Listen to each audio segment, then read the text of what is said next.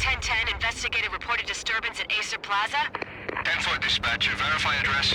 It's Acer Plaza, repeat, Acer Plaza.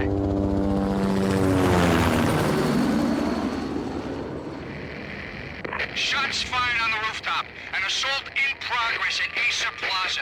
Repeat, an assault in progress.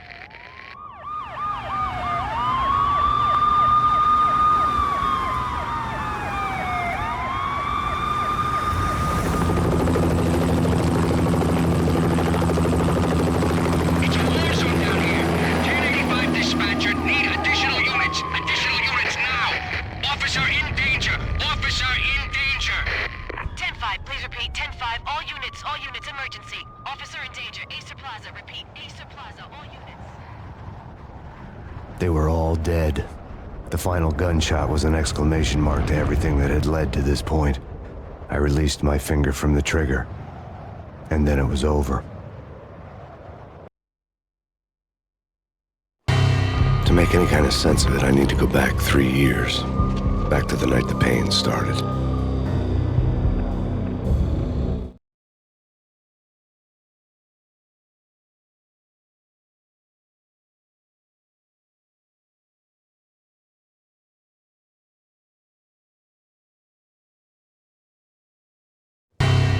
I was still on the force back then. NYPD, Manhattan, Midtown North Precinct, Hell's Kitchen. So when are you coming to work for me, Detective Payne? You'd make me work undercover in some hellhole. Sorry, Alex. Michelle and the baby come first. See? My last smoke. It's bad for the baby. That's you, Max. A regular Boy Scout. See, Alex. You're still on for poker Thursday night, right? Like taking candy from a baby. Life was good. The sun setting on a sweet summer's day. The smell of freshly mowed lawns. The sounds of children playing. A house across the river on the Jersey side. A beautiful wife and a baby girl. The American dream come true. Honey, I'm home. But dreams have a nasty habit of going bad when you're not looking. The sun went down with practiced bravado. Twilight crawled across the sky, laden with foreboding.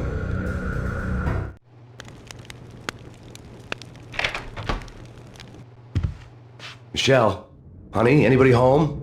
I didn't like the way the show started. They'd given me the best seat in the house, front row center. What the hell? Something ugly had been tattooed on the wall, a map of things to come. It was a poison syringe, a magic tag full of diabolical meanings.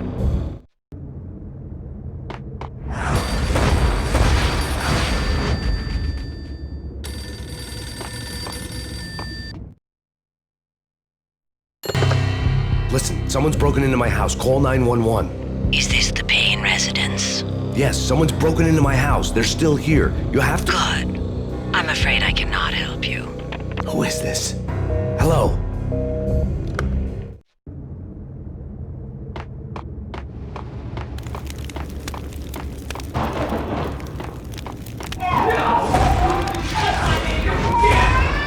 Michelle! No!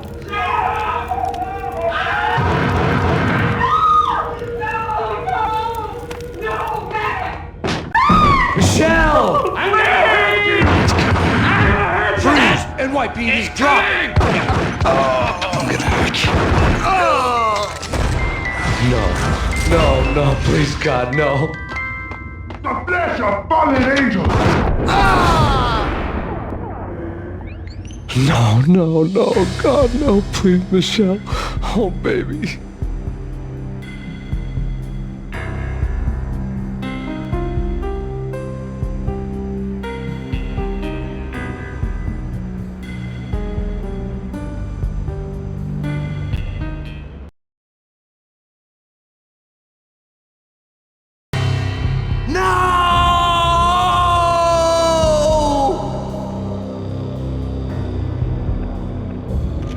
That was 3 years ago. Everything ripped apart in a New York minute. The killer junkies had been high on a previously unknown designer drug, Valkyr, V. After the funeral, I told Alex I'd be transferring to the DEA. It took us 3 long years to get a break in the Valkyr case. Then, finally, 2 months ago, a dime dropper tipped us off that Jack Lupino, a mob boss in the Punchinello crime family, was trafficking. I went undercover, infiltrated the worst mafia family in New York.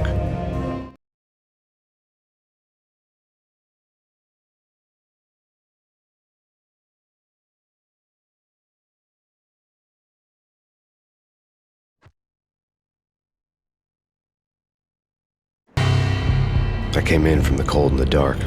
Outside the city was a cruel monster. I've been slowly working my way from the small time to the big fish, trying to get to the source of the drug. Alex and BB were my only contacts in the DEA, the only ones in this decrepit city who knew I was down here. BB here. Something urgent has come up with Jack Lupino. You need to meet with Alex immediately at the Roscoe Street station. I hadn't had a face-to-face with Alex since I'd gone undercover. Outside, the mercury was falling fast. It was colder than the devil's heart, raining ice pitchforks as if the heavens were ready to fall. Everyone was running for shelter like there was no tomorrow. It didn't get any better when I got to the subway. The feeling hit me like a point-blank shot straight in the face. Something was not right about this. My Beretta stirred nervously under my coat, but the train doors had already shut behind me, and I was in for the ride. Next stop, Roscoe Street Station, and Alex.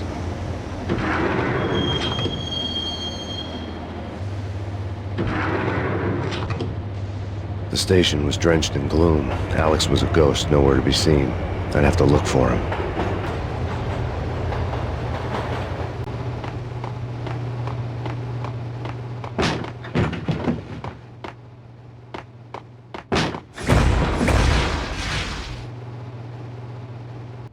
Death was in the air at Roscoe Street. I'd have to find Alex fast.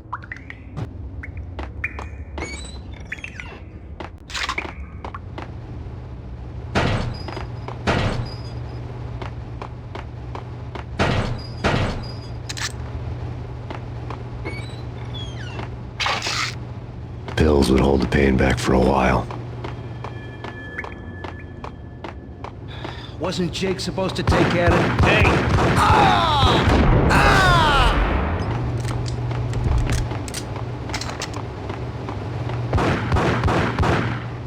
Yeah! Yo! Ah! Oh! Yo, guys! Yo! Ah!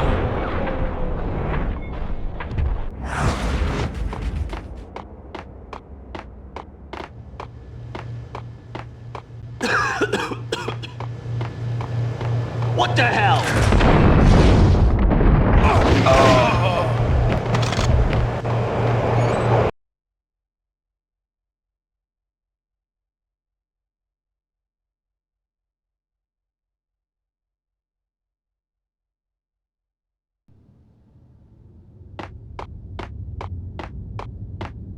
Eh? No.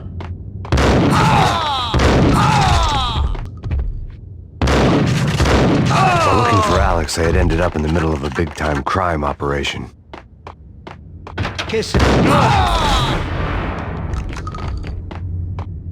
You saved me, man. What's going on here? A massacre. These armed thugs just appeared from nowhere. We need to get help. I can make the call from the control room 1 floor up. Can you take me there? Sure, sounds good. Follow me.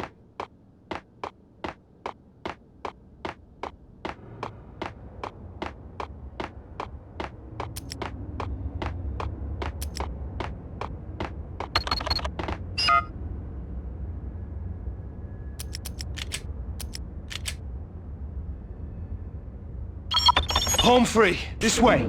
Hey. Look out!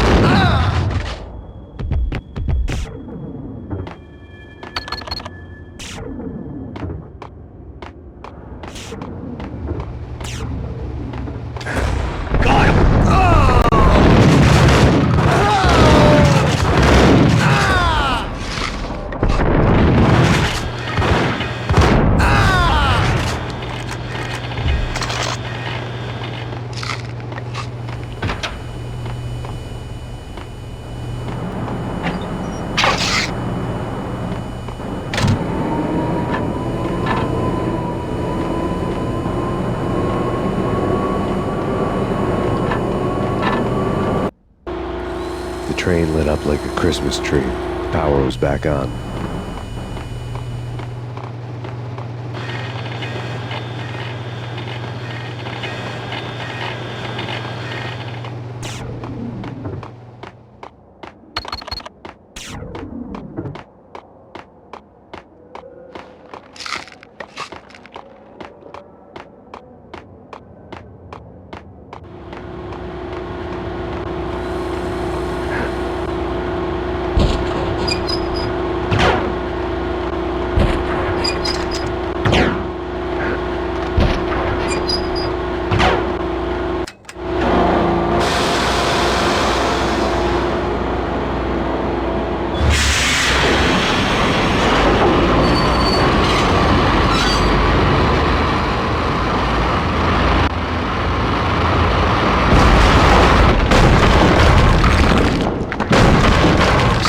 Being subtle.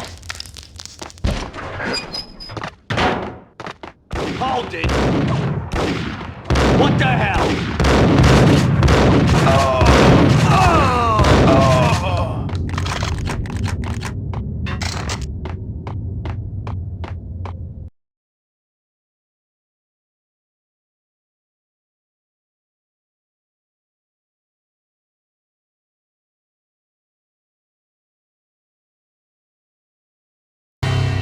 The rusty door led to an abandoned part of the station, closed off since the early 40s. Something big was going down at Roscoe Street. Maybe that's why Alex had wanted to meet me here. Maybe not. One way or the other, I was gonna find out.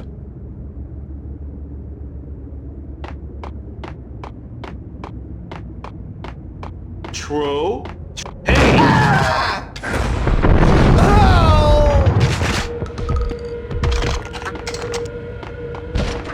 Hold it!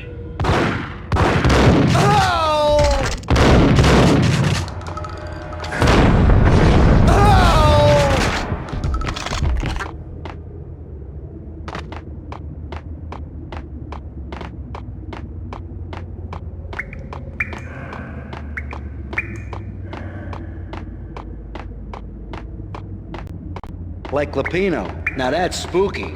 Jack Lapino, yeah, spooky. But also...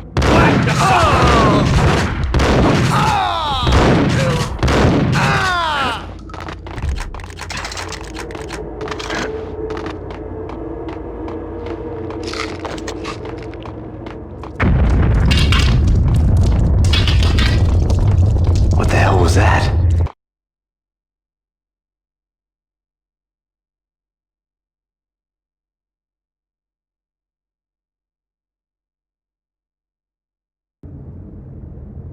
Hold on here. Give me the detonator. What are you talking about? Whack!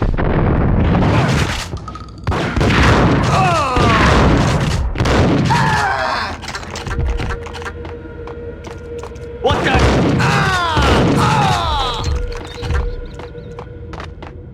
Okay, fellas. The police are on their way. Get him!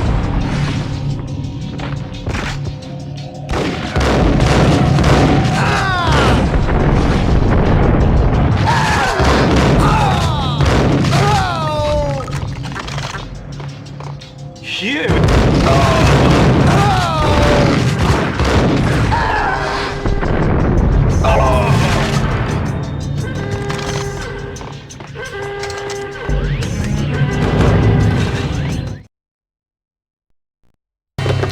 We come to you now live from the crime scene. Who is this? Right back at you. This is Deputy Chief Jim Bravura from the NYPD. You are to cease your criminal activities and surrender immediately. Sure thing, Jim. Me and the boys have been talking and everyone's real sorry. They'll never do it again. Who the hell is this? Being placed at the scene of a bank robbery wouldn't have tipped the odds in my favor.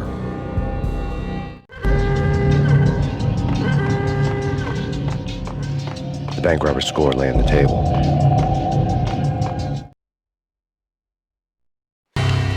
The bank robbers have been after Acer Corporation bonds. The Acer success story had recently been on every channel and on the cover of every magazine.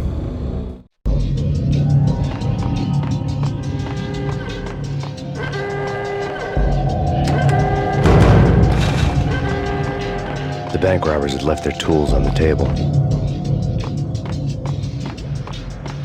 Judging by the detonators, the crooks had bought enough explosives to send Lady Liberty into orbit.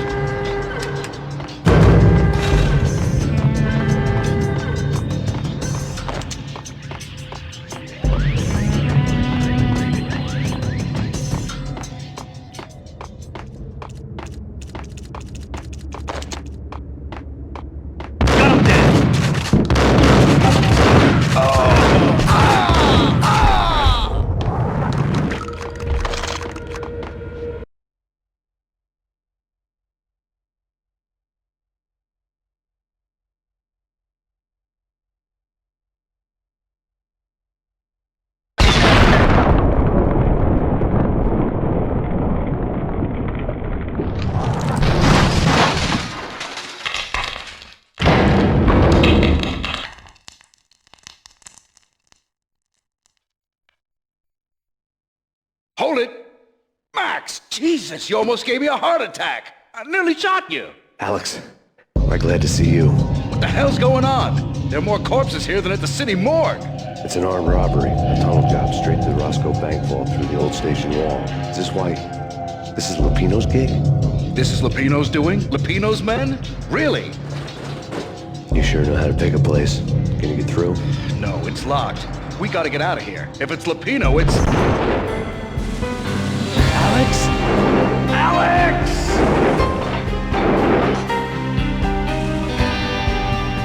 There was nothing I could do. He was dead. I could tell by the empty, accusing stare of his eyes.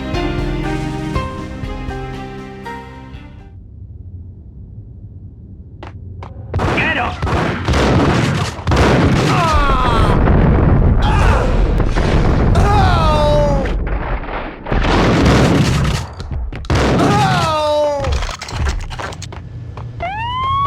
Let's get the hell out of here! What the? Ice him!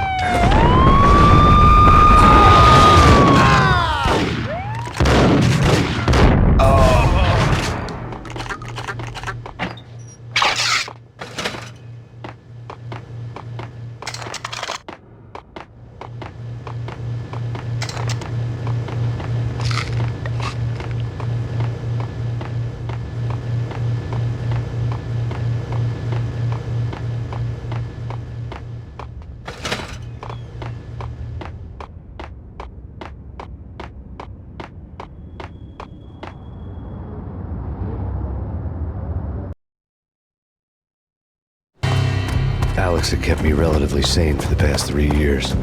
Now I didn't know how I felt. Somehow he had stumbled upon something big and ended up stepping on Jack Lupino's toes.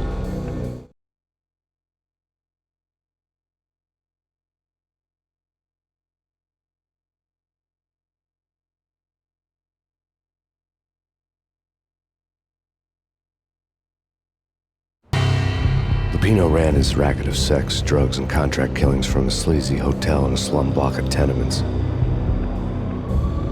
The NYPD was closing in. I could hear the sirens.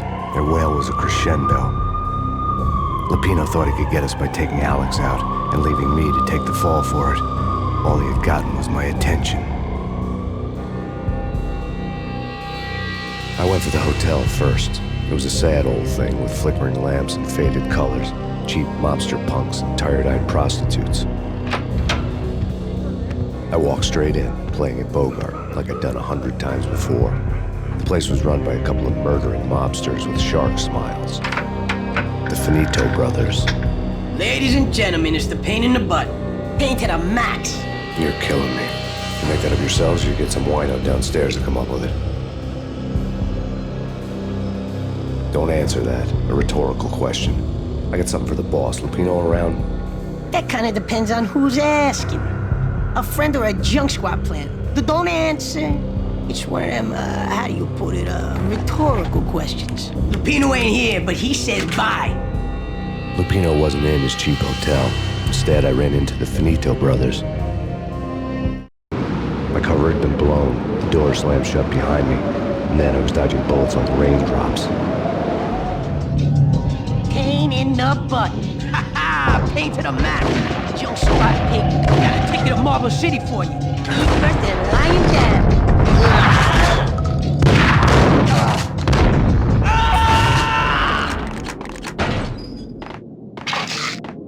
A letter on the desk caught my eye. Bosses! Everything all right?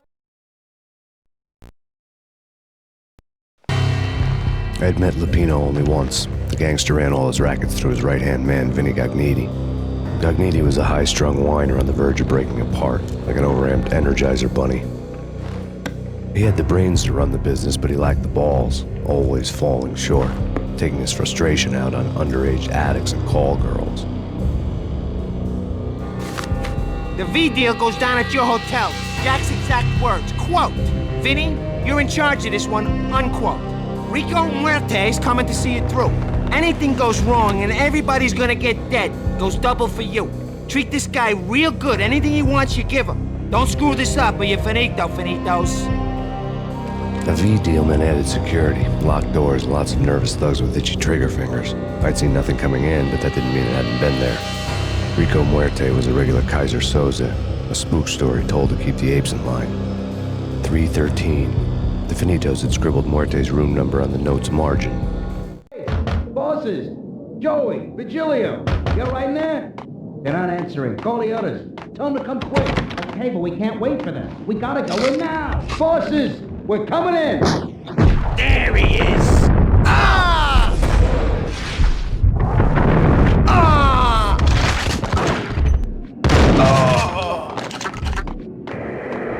The NYPD has been out on nasty killer storm.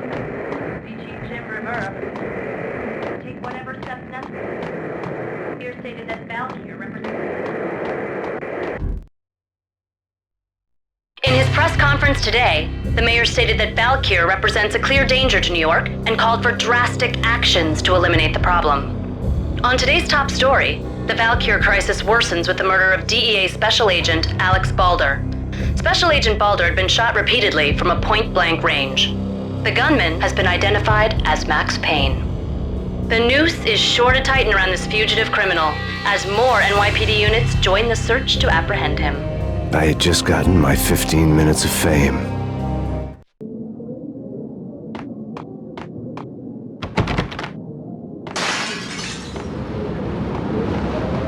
Yeah, something's wrong with the bosses. No!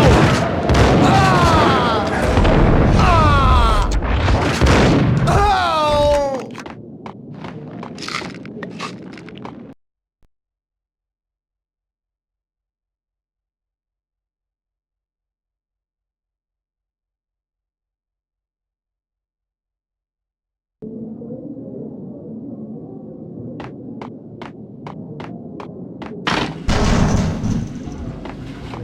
What? Oh!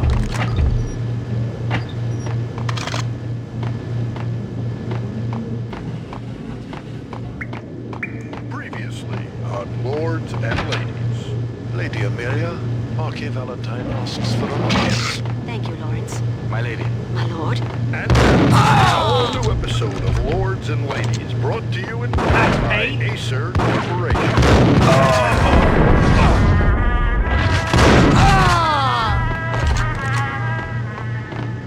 My lady. My lord. My lady, there is a matter of great importance I must bring to you. I think I'm dead. My lord, there he is. V had junkies sneak me off without a warning. I had to be careful. Upon that distant forest path, there has been sunlight in the autumn leaves blazing. It's ah! My lord, you shouldn't speak so. But my lady, I must. This cannot be. This must not be. I, my lord. My lord, it is too dreadful. Do not force me to speak the words. My lady, I... Yes, my lord, we should both be dead, for this shame is too great for the living. My lord, I am your long-lost sister.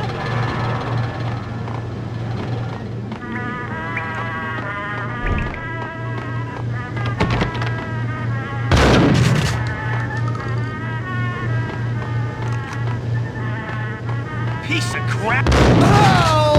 Ah!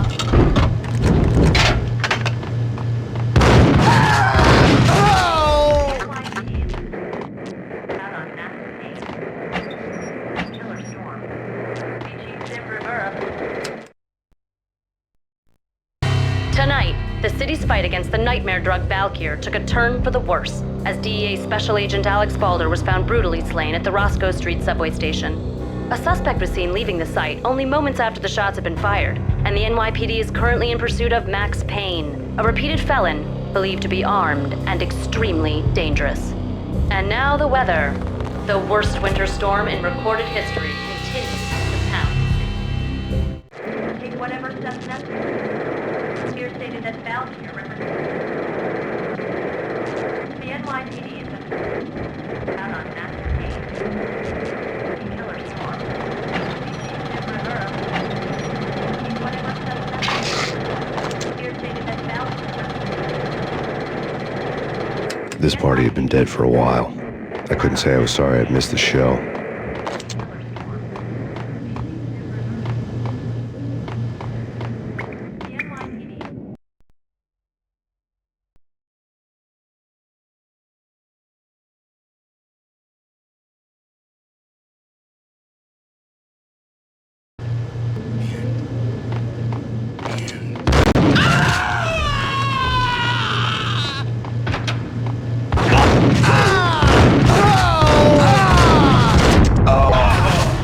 I found Muerte's room.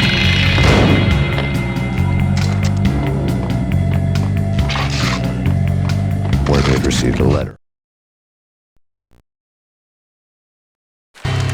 Our investigation had turned up nothing to link Angelo Punchinello, the head of the Punchinello family, to Valkyr. All tracks had ended with Jack Lupino.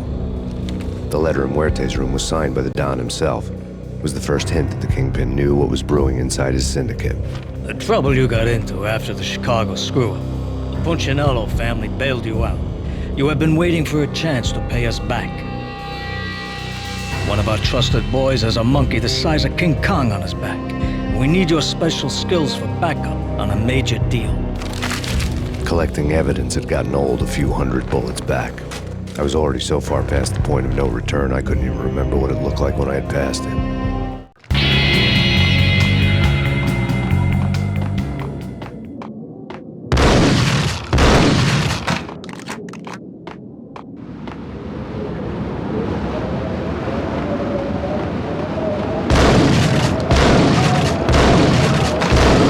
I didn't want to know what had happened here. It was not a pretty sight.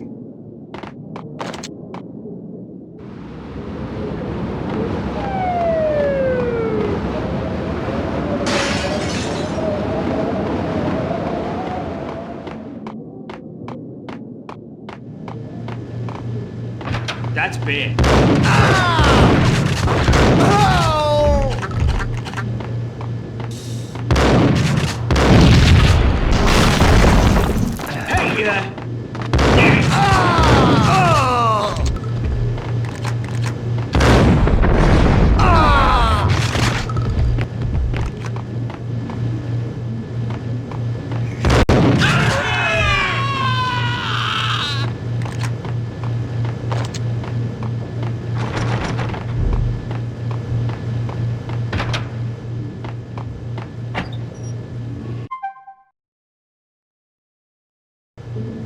The hooker had left her diary on the table.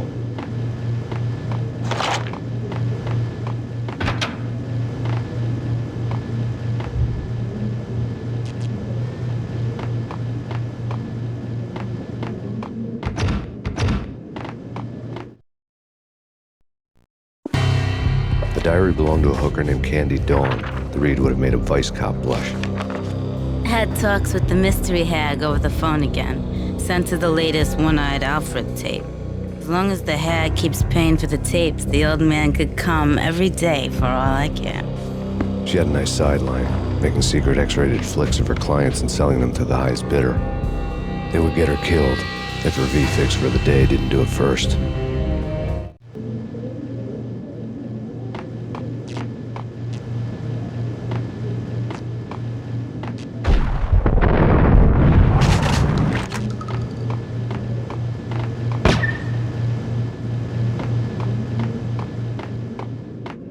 What the?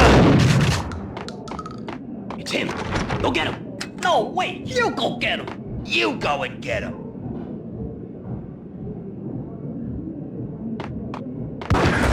Ah! Oh! Ah!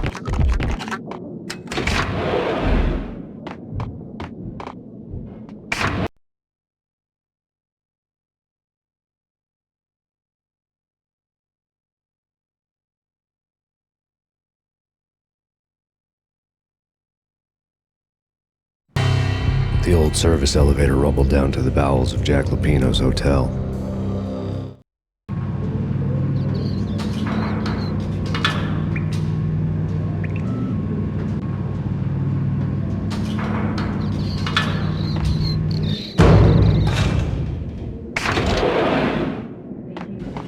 It was free.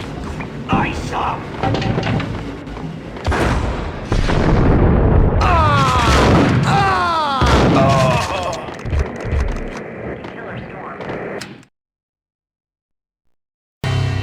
A winter storm warning is in effect in the whole tri-state area, as both freezing rain and heavy snowfall continue.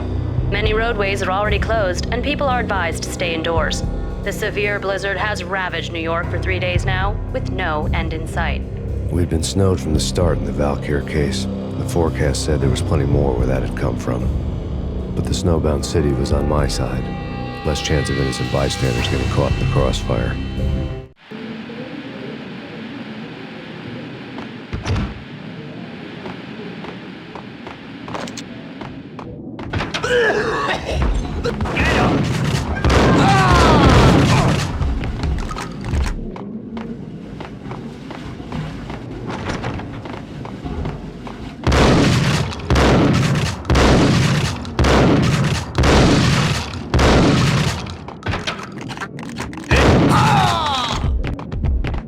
Exhibit number 1, a newspaper.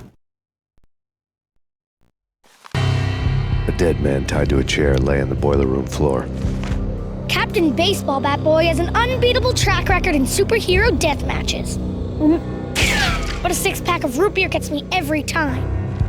The murder weapon was a baseball bat, now lying in a pool of drying blood next to a newspaper folded open on a Captain Baseball Bat Boy comic strip.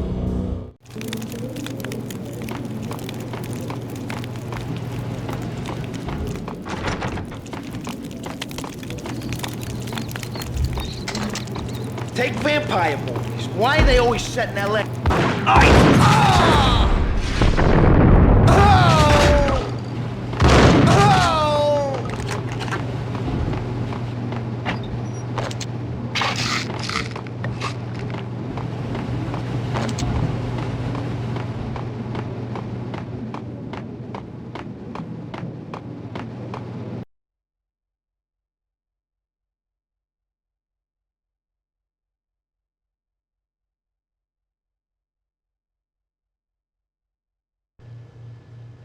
Chill with the guns.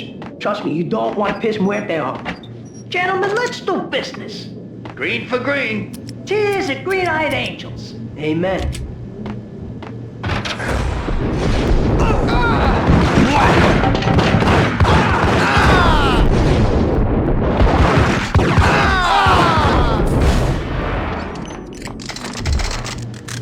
A lifetime ago, this would have gone down as a narcotics arrest.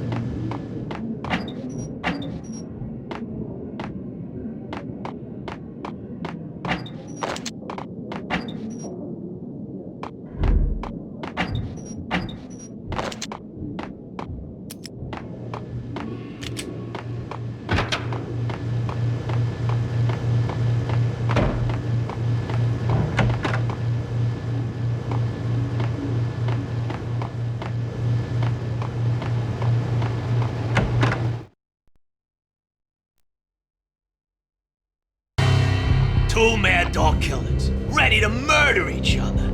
They step into the next room, and I'm thinking, now they're gonna do it. But no. They sit down in front of a TV and solve their differences with the Kung Fu fighting video game. I tell you, Candy, I was so depressed, I strangled them both with the video game cables. Oh, Rico, you're so bad. I am, ain't I?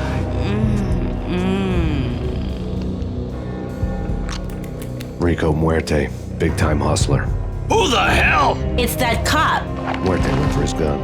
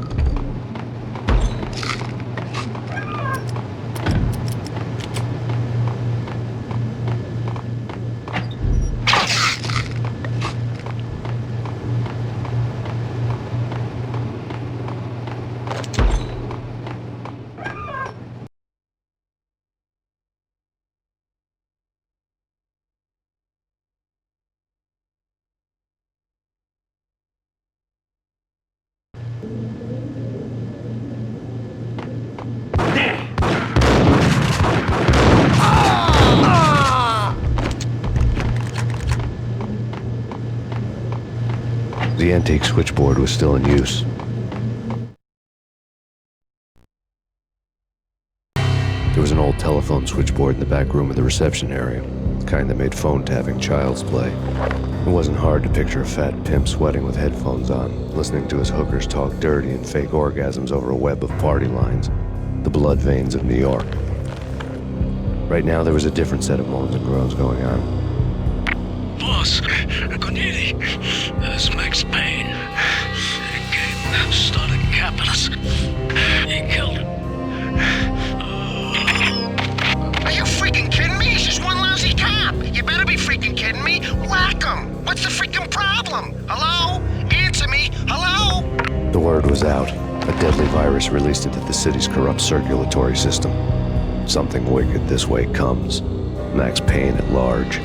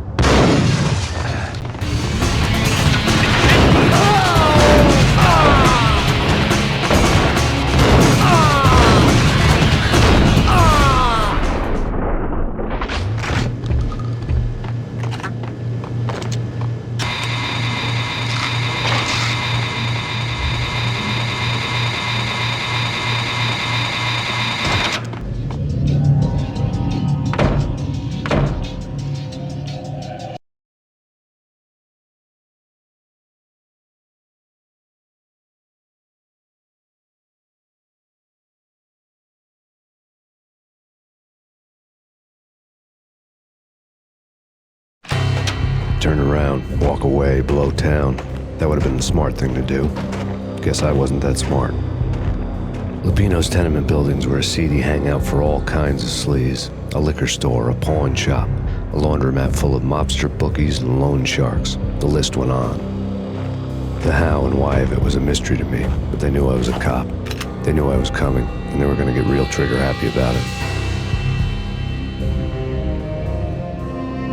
I got to see Lupino's hangout all lit up. A bomb went off, turning snow into liquid gold. A pillar of fire lifted the remains of a car straight up into the air. The flames were highlighted on the hood of a black Mercedes-Benz as it coasted down the street real slow, as if the driver didn't have a worry in the world. I got a good look at the man riding shotgun. It was Vladimir, the head of the local Russian mob, the fly in Don Punchinello's suit.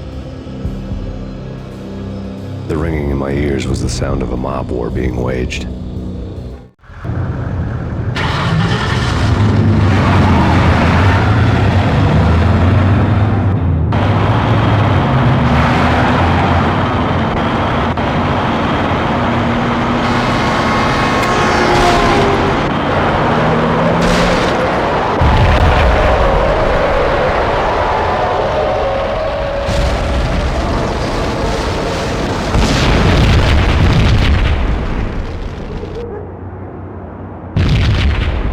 Another bomb exploded inside the closest slum building. It was a lucky break. The goons inside were spooked, but luck always came with a price tag. More bombs could still be ticking inside, and the cops would already be on their way. Jack Lupino's suite was on the top floor. At least it used to be, before the explosive makeover.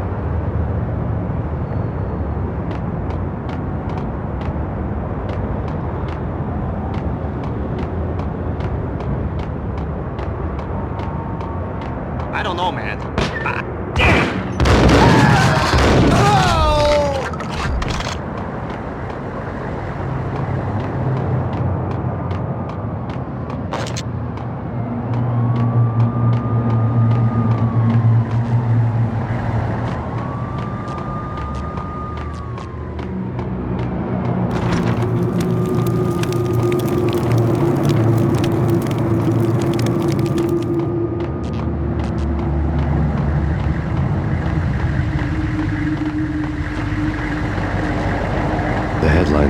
depressing The headlines were screaming bloody murder. The storm was a screaming duet with the approaching prowl car sirens. It was all a scream when you were down for the count and wanted for murder.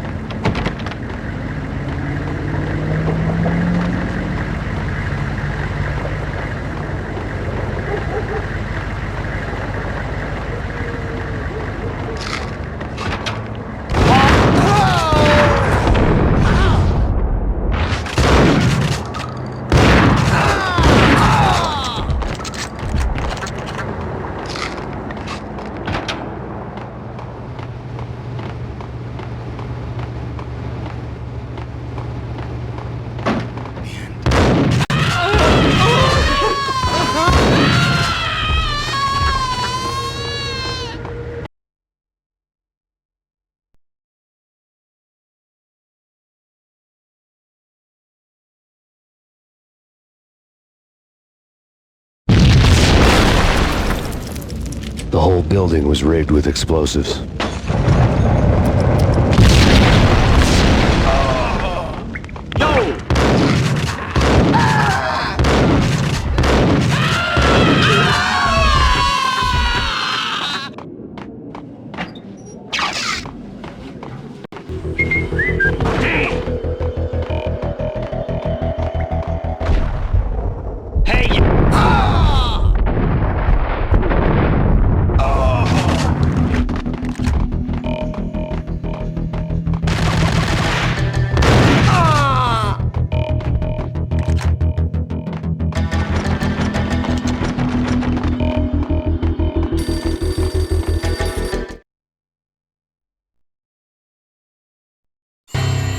A beaten-up phone in the entrance hall was ringing. It could have been just a junkie in need of a fix, but it turned out to be something more sinister than that. Am I speaking to Mr. Payne? Who wants to know? My name is Alfred Woden. You must hurry. The police are on their way. Tell me something I don't know. They know you're there. How? And what's it to you?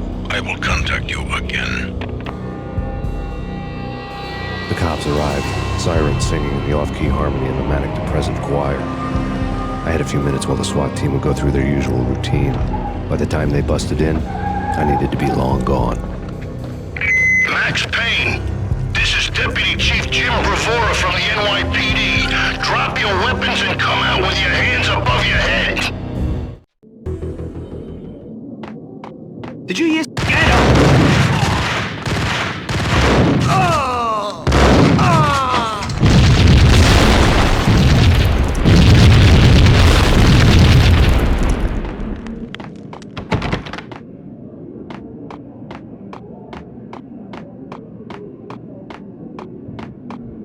I needed a key to get past the locked door.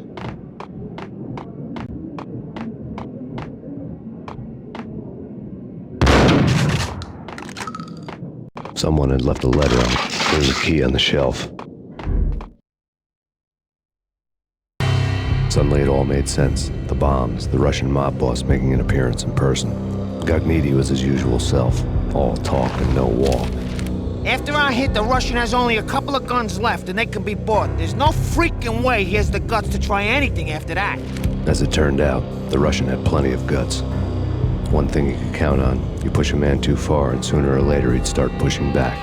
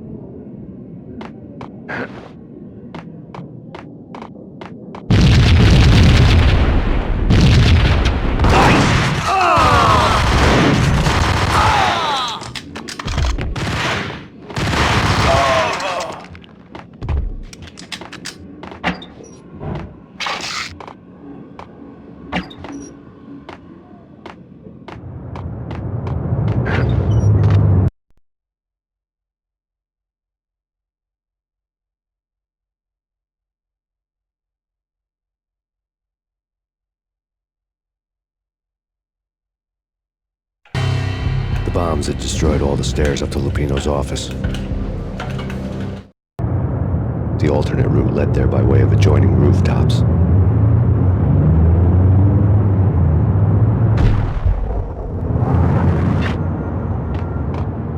It's never been this cold. Never ever. It's like the sky's falling. Yes.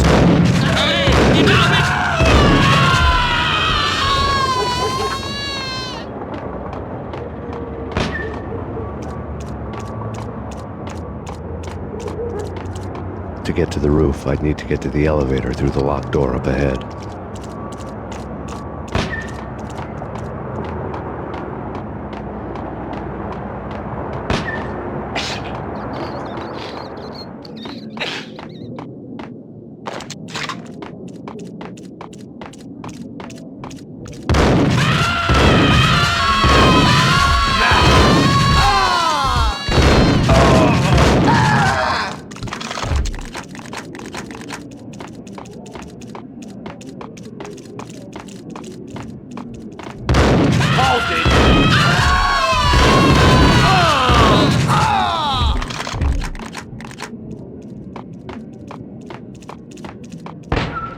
No, don't shoot. You know the clowns at the laundry? Me? No. You're no good to me then. What? No, the laundry, yeah. I know him, yeah. Get me in there. Okay.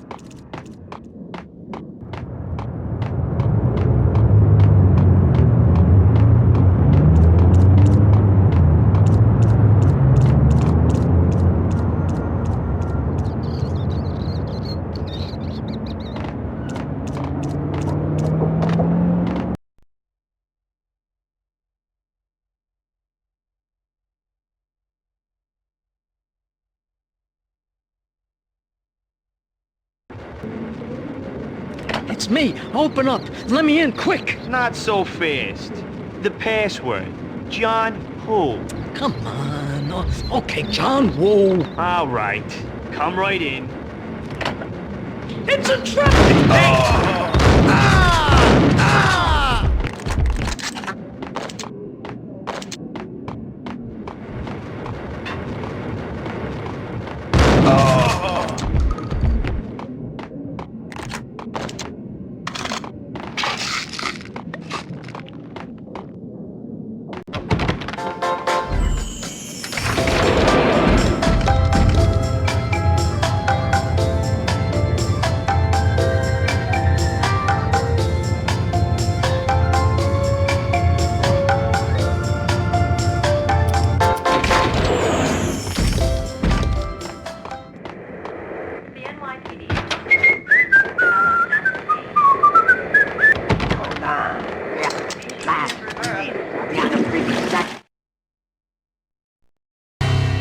New York City is in crisis tonight, with reports of Valkyr-related gang war in the streets of the Bronx.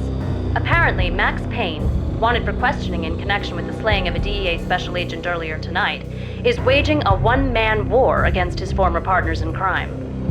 Among the list of casualties so far are notorious mafia members Joey and Virgilio Finito, as well as Rico Muerte, himself a fugitive from the law, and a suspect for several murders in the Chicago area. The NYPD has been placed on full alert. A citywide APB has been put out on Max Payne. Deputy Chief Jim Bravura has promised to take whatever steps necessary to bring him to justice. What those steps may be remains to be seen. For NYCNN TV News, this is Kira Silver.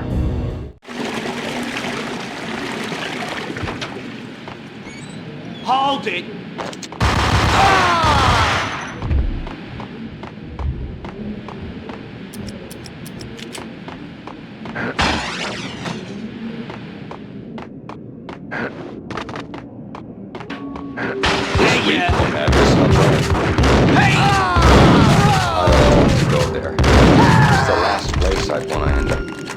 But that's where I always end up anyway. Only It's not me talking to the pink flamingo, but someone who looks the part down to the finest detail, except that he's evil. I'm hiding in the shadows, watching it all unfold.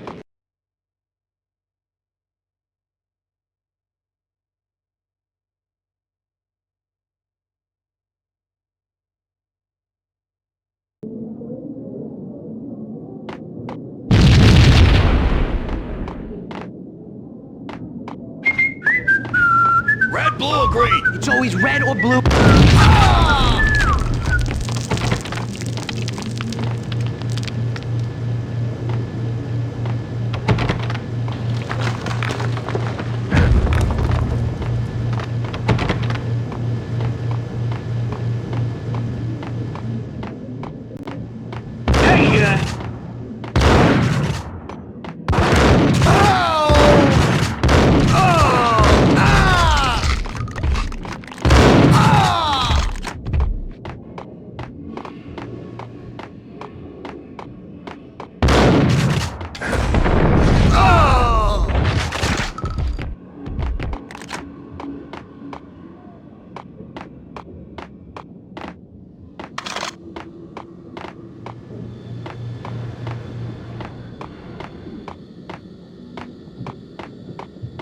What the hell are you standing around here for? They're bombing us. What are you doing? You're doing nothing. What are you doing? This is war. Freaking war.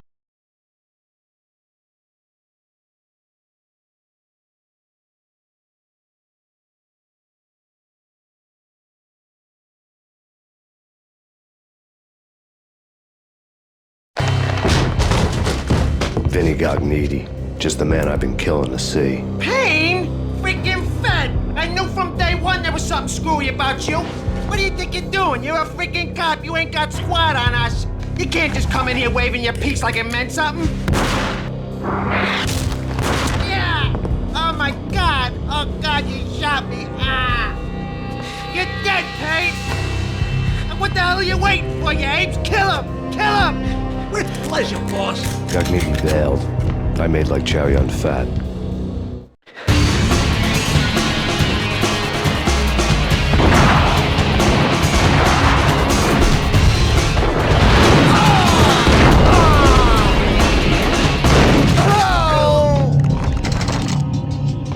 A crumpled letter lay on Gognitti's desk. The letter was addressed to Don Punchinello, but Vinny had never had the nerve to finish it. Jack's gone voodoo. Just the other night, he shot Dino because he wanted to see what his brains looked like splattered on the wall.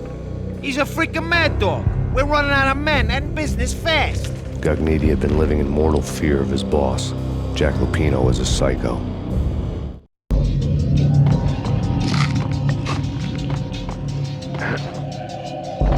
Vinny Gognitti was really scared. He could run, but with a bullet in his stomach like a broken bottle of Tabasco, he was quickly running out of time. He knew where his boss was, and I wanted to square things up with Jack Lupino. Gognitti would be moving fast. I don't know about angels, but it's fear that gives men wings.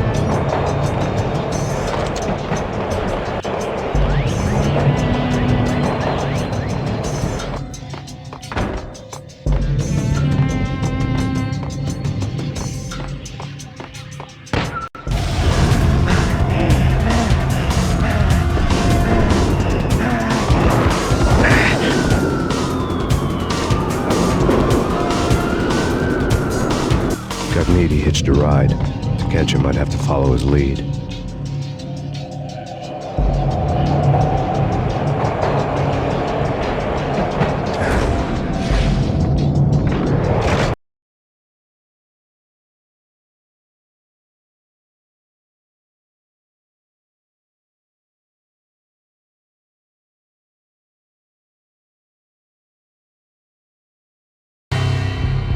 This was my second train ride of the night. The way it started didn't promise anything better than the last one. Freezing wind tearing at my face like sandpaper and razors, ice hard and slick under my hands and feet.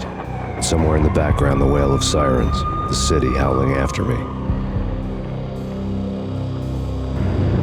New York sped by in fast forward. Dark rooftop water towers and a dead forest of antennas and chimneys, all a blur. When the train he was riding slowed down, Gognitti made his move.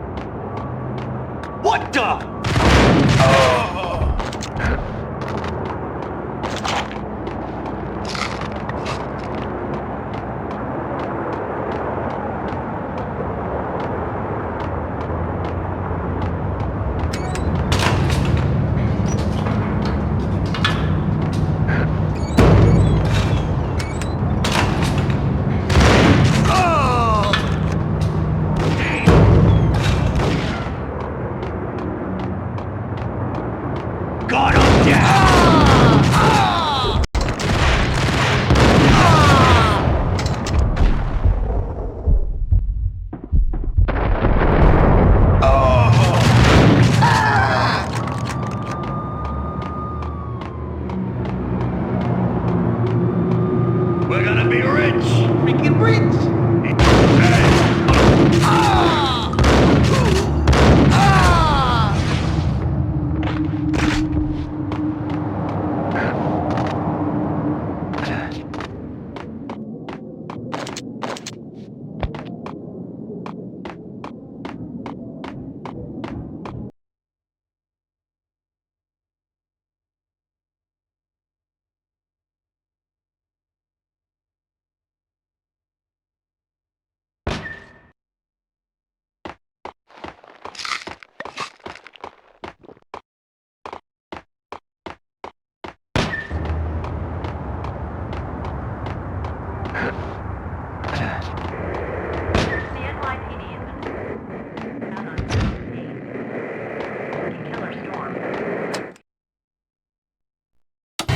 Max Payne has nowhere left to go. We are very close to capturing him. You'll get a full statement then. Right now, I've got better things to do, ma'am. That was Deputy Chief Jim Bravura from the NYPD with no further comment at this time. Apart from his suspicious food habits, I figured Bravura to be one of the good guys. Fate had just dropped us on different sides in this. But when it came to capturing me, he was way out of his league. I had already ditched the cops a couple of rooftops back. For now.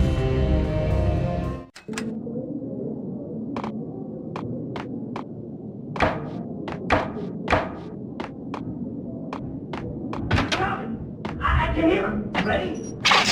Keep your guns pointed at the door. Gun him down!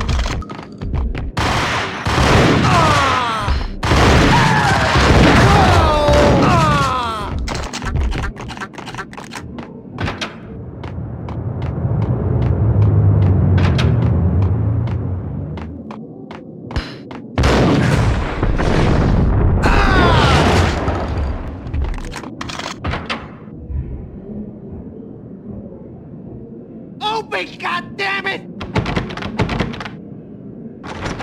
Payne! I'll kill you, you lousy freaking cop!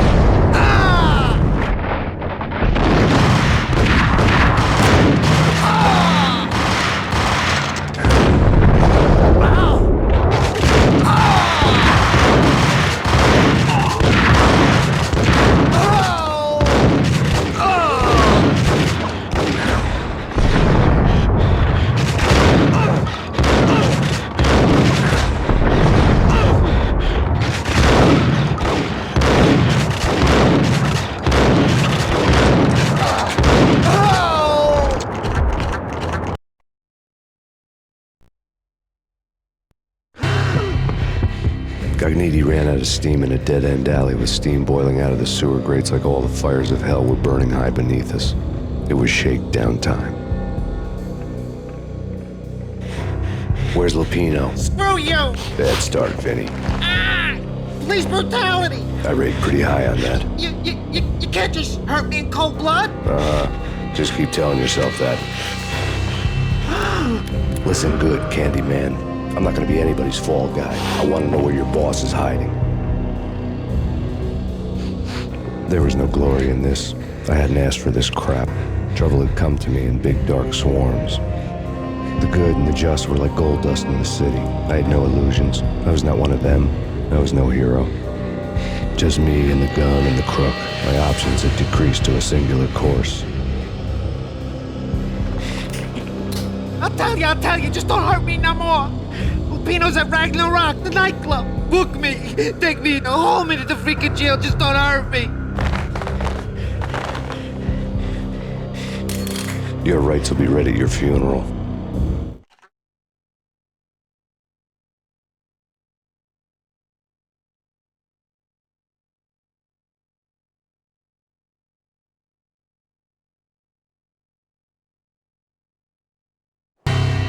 Ragnarok was Lupino's private nightclub, a den of drugs built into an old theater. I knew what waited inside.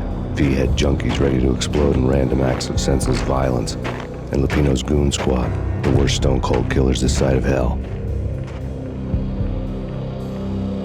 Ragnarok was as inviting as a headache, flickering and flashing to a machine gun beat. belly of the nightclub was a gothic theme park that began with bondage games and led to the nasty stuff from there. As subtle with its dark message as a cop-killer bullet through the heart, like father, like son, just like Jack Lupino.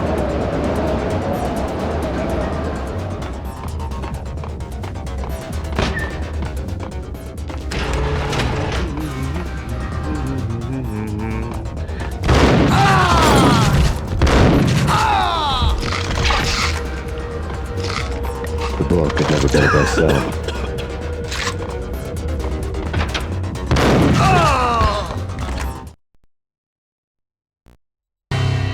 Given the setting, I was surprised to find that somebody had been passing time reading. The paperback was entitled, The Age of Murder and Storm. The blurb on the back mentioned Norse mythos and Ragnarok, the end of a Viking world with a terrible winter that covered the earth in ice, when vile crimes were rampant and all humanity lost. I could see how somebody impressionable might get it into their head that we were at the end of time. I was also beginning to see what the nightclub and its owner were all about.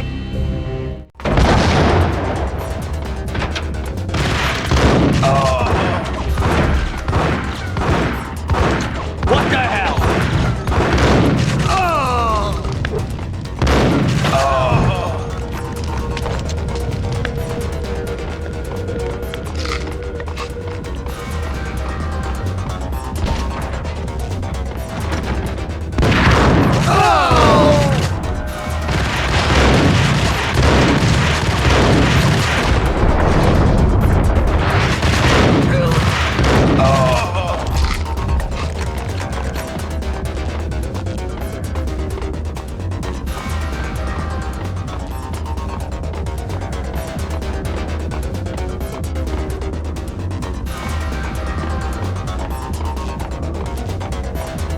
Whack the sucker!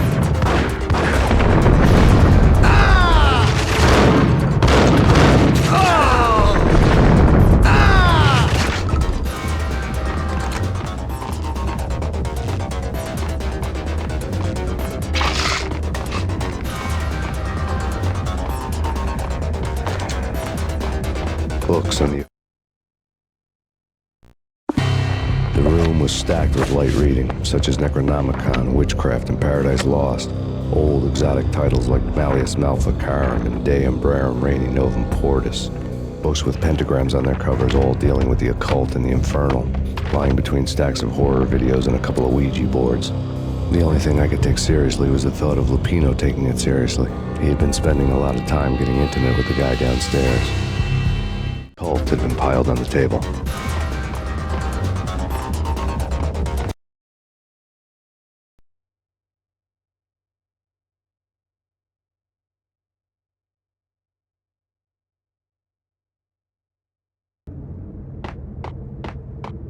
What with Dino and all, I wouldn't say anything to his face. Hey!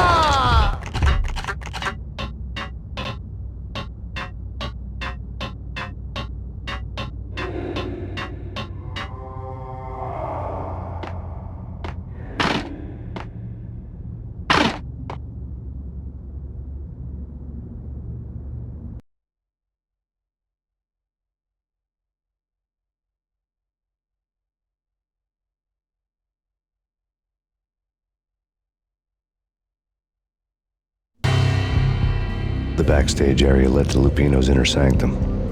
The hot air inside was like an invisible wall, thick with incense and something else, a sickly sweet smell that made you gag. This was the rotten core of the Big Apple. Lupino lurked somewhere ahead, like a spider at the center of his web, waiting. The vapors in the air started to make my head swim. Torn pieces of a letter lay scattered on the sofa. Punchinello had threatened Lupino in writing. The note had been torn to pieces, bloody fingerprints all over it. Don't want you to think that one of my boys is not playing with a full deck. Shape up, Jack. We are running a business here. I'd hate to send the trio to strong-arm you. The trio were the Don's notorious henchmen. It was obvious that Lupino hadn't been intimidated by the threat.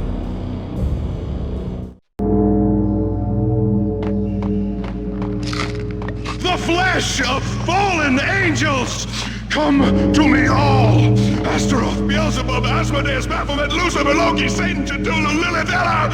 Blood to you all!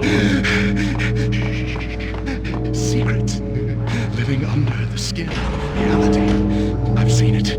The corruption of flesh. Oh! I'm the wolf, yeah! I am the wolf! It's close. It's coming. You have come. A witness to the end of time. It's now! I will rise to her side! I don't need the words! I'm beyond the words!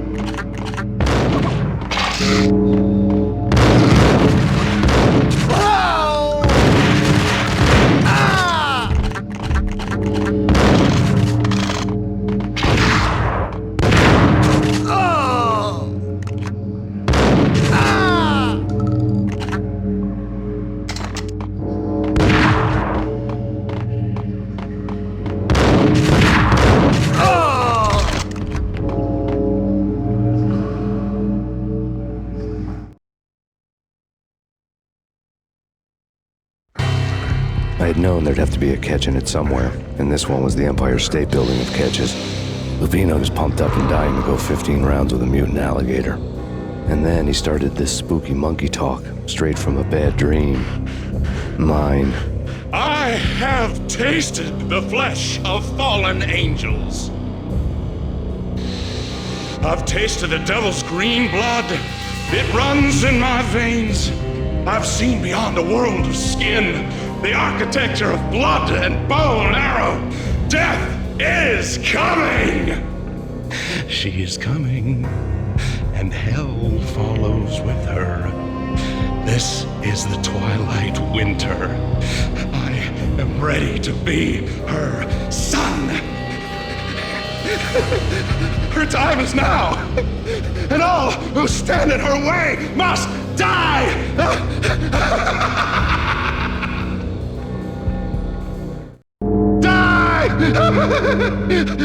You'll die! You'll die! Now! All die!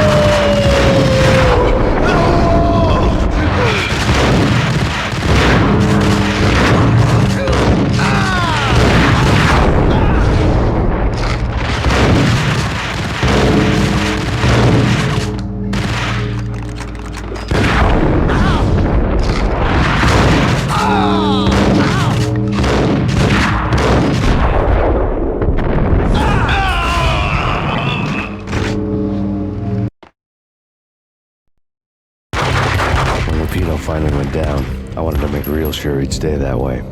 V was a bad monster. Turned them into friggin' zombie demons from outer space. I think he's dead already. Huh? And that's when it happened. But dead or not, you've got the wrong guy. In stepped this knockout femme fatale, holding a gun to my face. I returned the favor.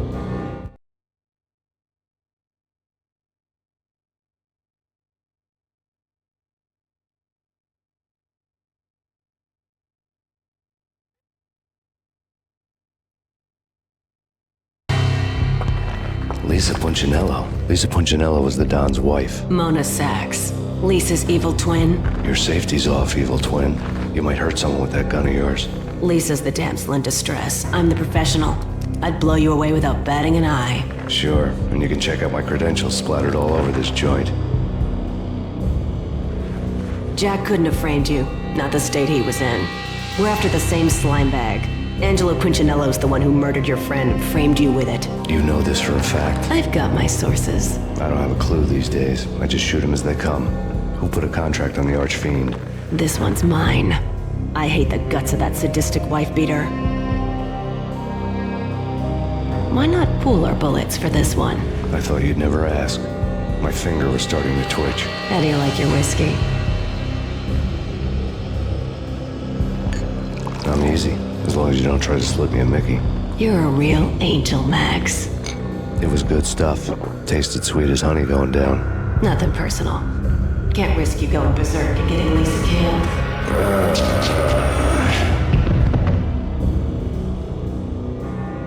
The nightmare was always the same. Violent shapes moving in darkness, old and ugly. The killer's mad laughter was a riddle filled with wicked innuendo. Somewhere, the baby was crying.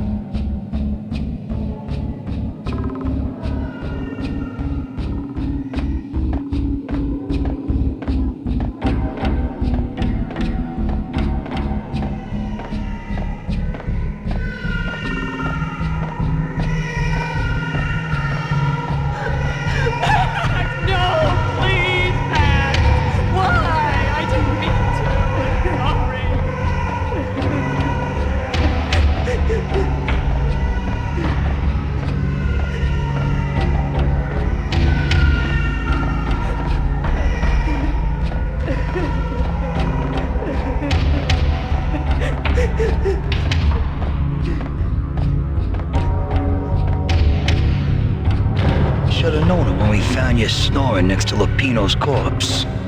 A comedian, huh?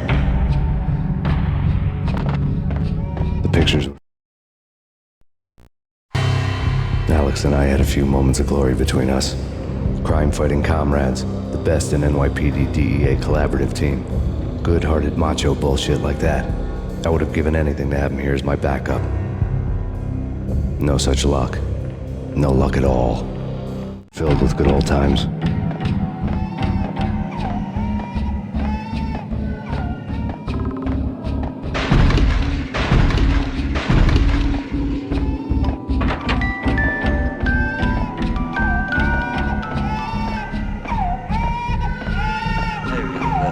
Cartoons. Captain Baseball Bat Boy's my favorite.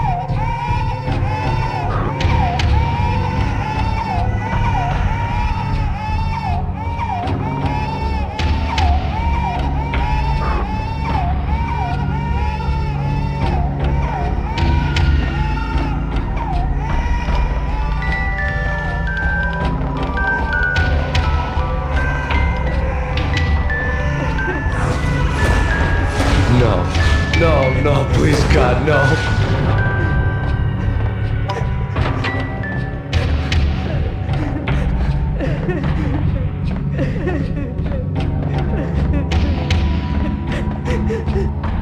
Slice them, dice them, shoot them full of holes, blow them to bits, vaporize them, disintegrate them. No matter what you do, they'll still be back good as new. Michelle's diary lay on the table. Max, no, please, Max. Why? I didn't mean to. I'm sorry.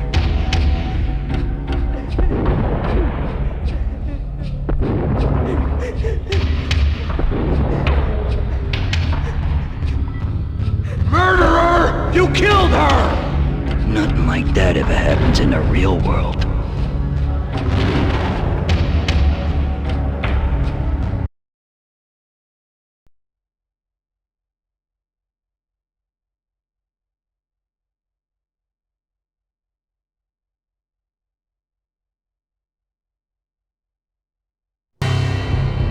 I woke up in a bad dream.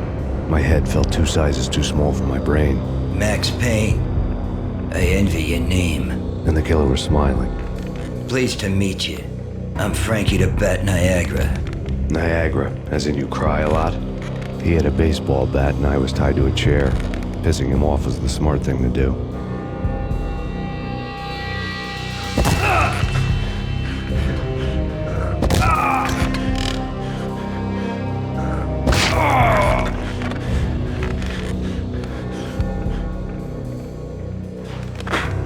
Nothing wrong with a little laugh now and then. Take me, for example.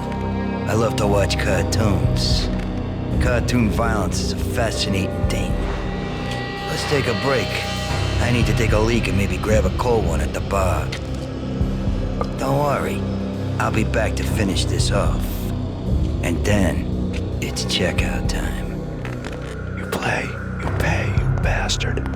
He swaggered out, and the door clanged shut behind him, locks clicking into place. Everyone makes mistakes. Mine hadn't been to crack jokes about the goon with the bat. He'd have cracked my skull regardless. It hadn't even been to trust a girl with a gun. I had blindly gone after the first bad guy on my hit list when I should have been aiming further up the ladder, at the head of the Punchinello family. I couldn't bring myself to be pissed at Mona. Guess I had a soft spot for her pretty face.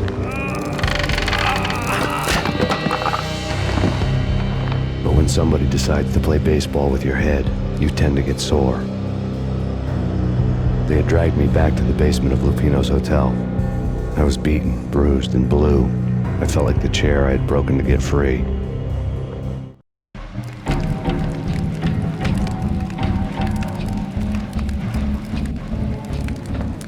All I had was Niagara's bat, sticky with my own blood.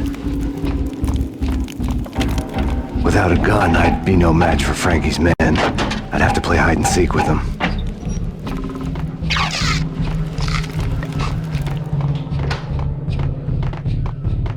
It's Frankie's turn. We'll take care of it.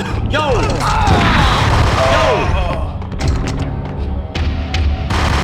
What the hell?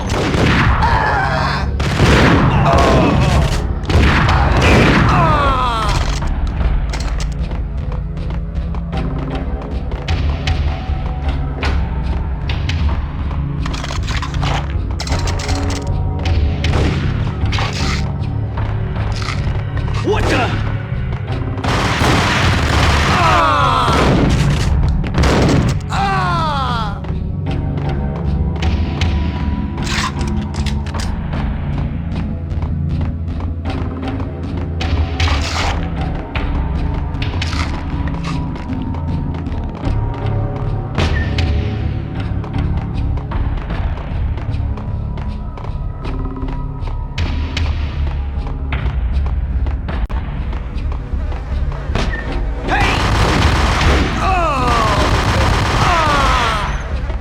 Another newspaper caption for a murder scene. Frankie had left his calling card, a Captain Baseball Bat Boy strip, next to a sewer passage filled with bodies. You'd better not mess with Captain Baseball Bat Boy. Even my archenemy, Bicycle Helmet Girl, swoons at the sight of me. Aha! There were enough corpses to put a mass murderer to shame.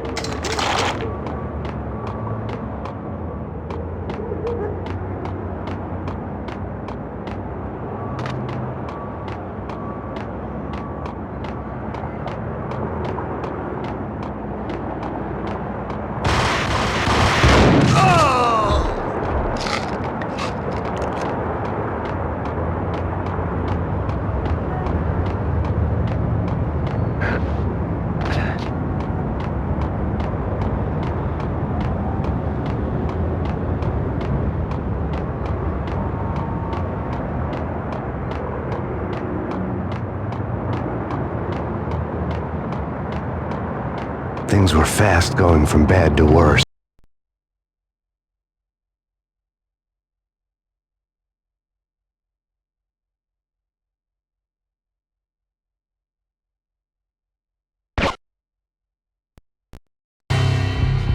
The men in blue had come and gone. They had decorated the place with chalk outlines and tied it together with yellow tape. The cops who had stayed behind were dead. Frankie, his boys, and I had the place all for ourselves.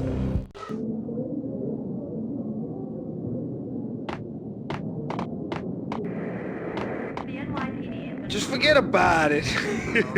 Just forget about it. Hey, just forget about it.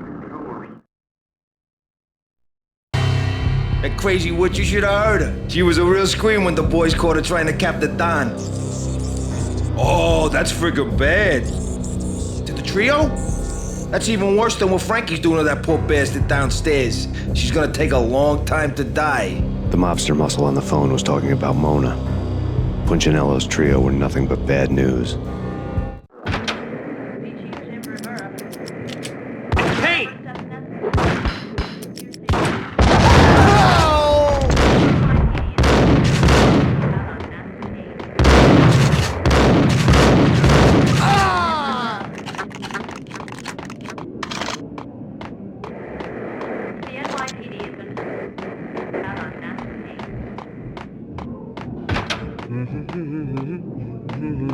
What? Ah!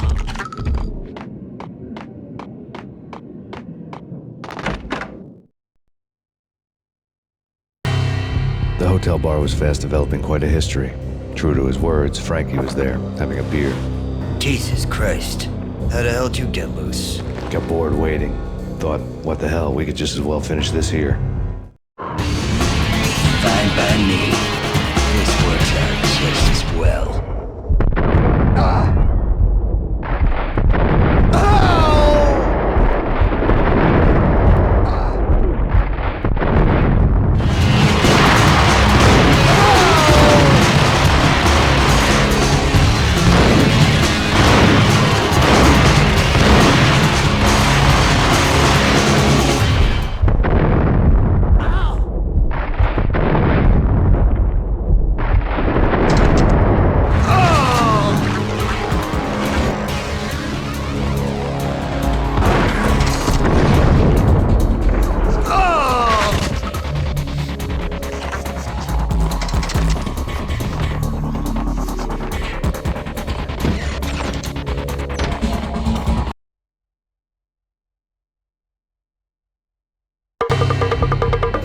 Thank you. You've been a lovely audience.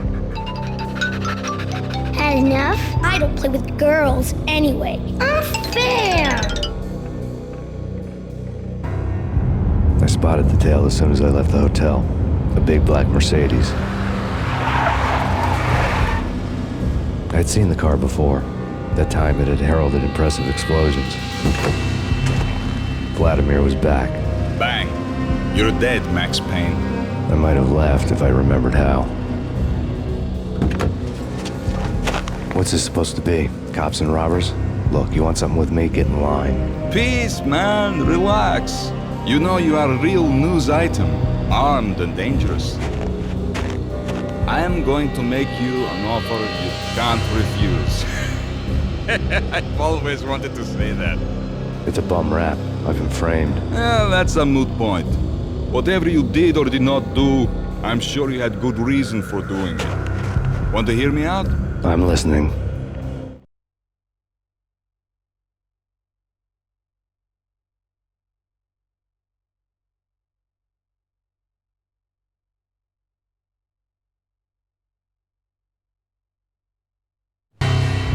Punchinello messing with V is bad for business all around. But that's not all. There is this guy, Boris Dine, used to pull jobs for me. He's the captain of the cargo ship Charon. Now the bastard turncoat has gone over to the other side, Punchinello's. The ship's loaded with high-res hardware, guns, my business. If Punchinello gets hold of that cargo, he's won and I have lost. And you'll have your work cut out for you. If you want to get to Punchinello, you'll need heavy-duty persuaders. I am just the man to get them for you. Change the ship back under my flag, maybe pop 2 in the Traitor Dime's head while you're at it. You'll get enough guns to start the apocalypse. You in or out? Let's get this show on the road. Vladimir was one of those old-time bad guys with honor and morals, which made him almost one of the good guys. None of us was a saint.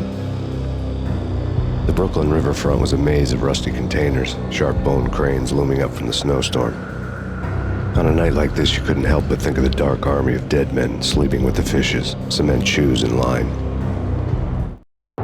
No Minotaur lurked in this labyrinth, but somewhere out there, on the clanking deck of his cargo freighter, the skipper of the K-Ron was waiting, like the ferryman of the river Styx.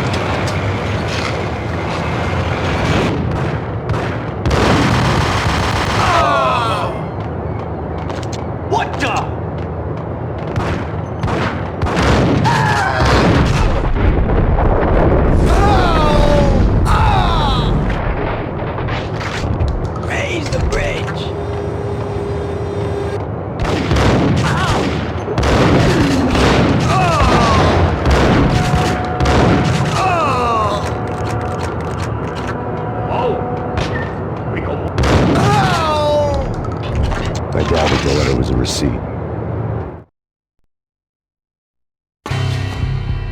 Rico Muerte had come to town to do more than just sort out family troubles. Exhibits number 1, 2, and 3. Briefcase of money, a sniper rifle, and an envelope with one word neatly printed on a folded piece of expensive paper. Mayor. It didn't sound like a mafia contract at all. It was too cold and too to the point.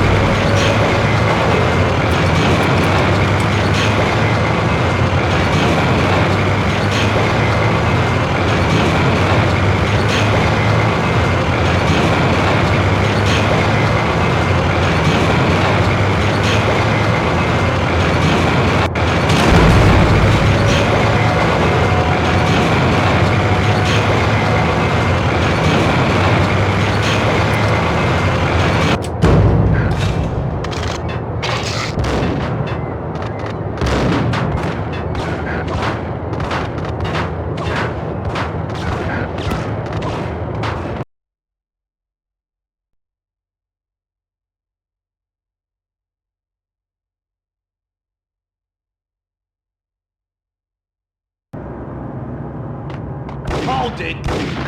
What the hell? Ah!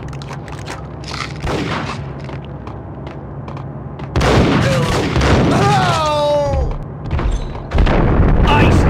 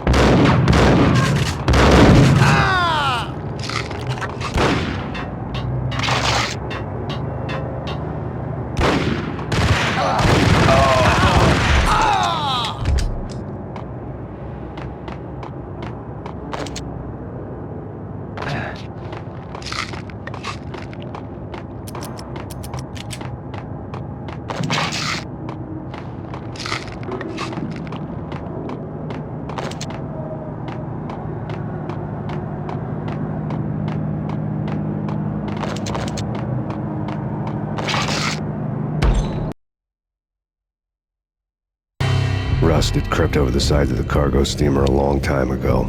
Boris Dime would be on board. I'd have to smoke half of his crew to even get near the gangplank. Guns were probably being kept in the hold, buried amidst the rats and oily water.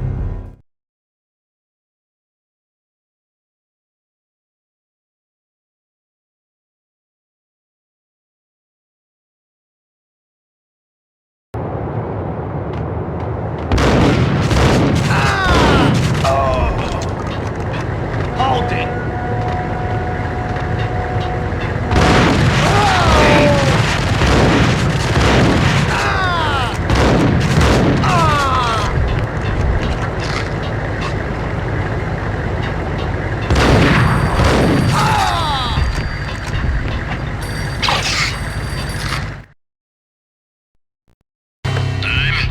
Angelo Puccinello here.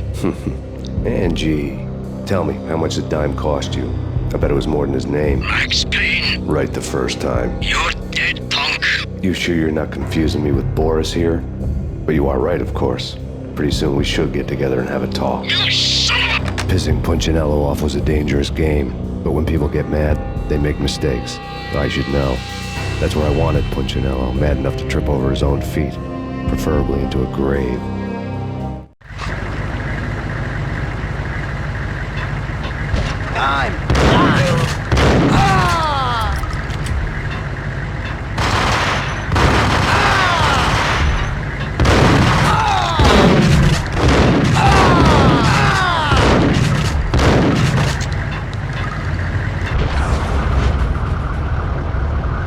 Tell the devil that Dime sent you.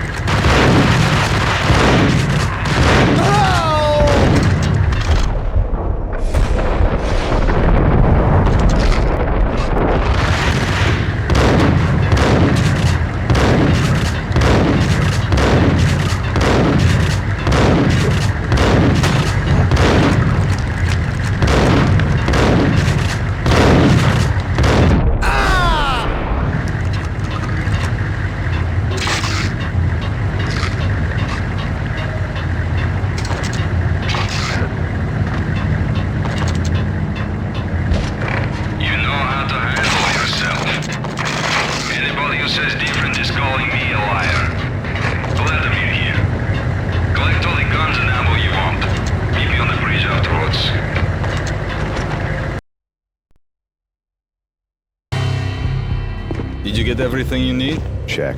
I owe you. Anything you need. This is my solo. When I'm through, Punchinello won't be anybody's problem anymore. Clear as vodka. But anytime you get between a rock and a hard place, just whistle. This could be the beginning of a beautiful friendship. You really get a bang out of this big-time gangster act, don't you?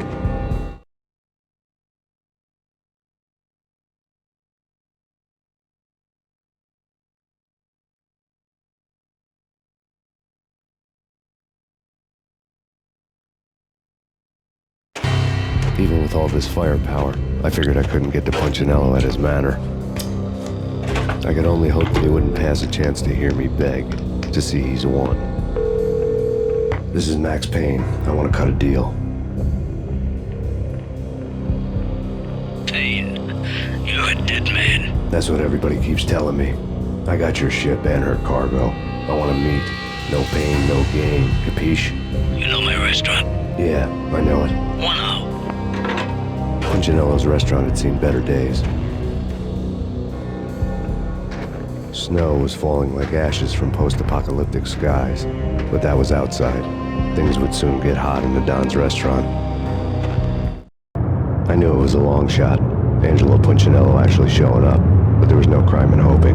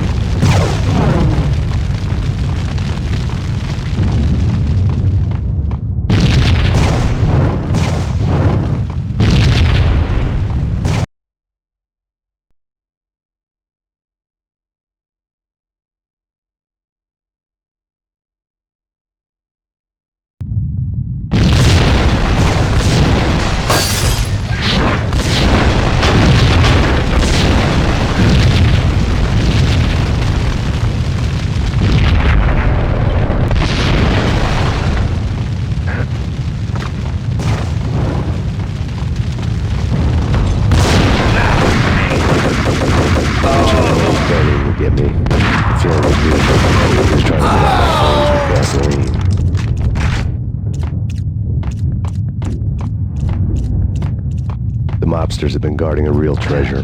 The way out of this disco inferno.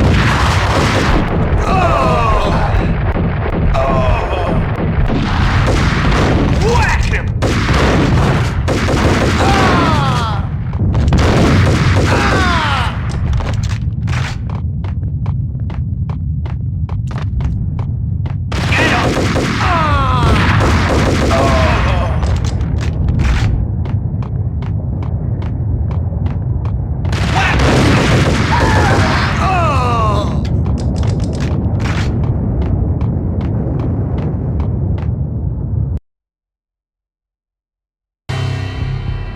Vlad had seen my smoke signals. The Mercedes was revving to go, almost drowning out the Banshee wail of the sirens.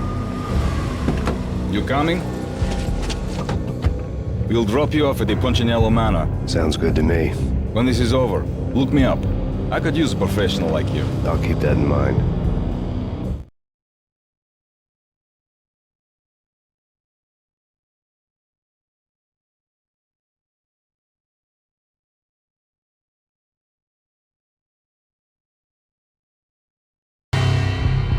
The night groaned with cold.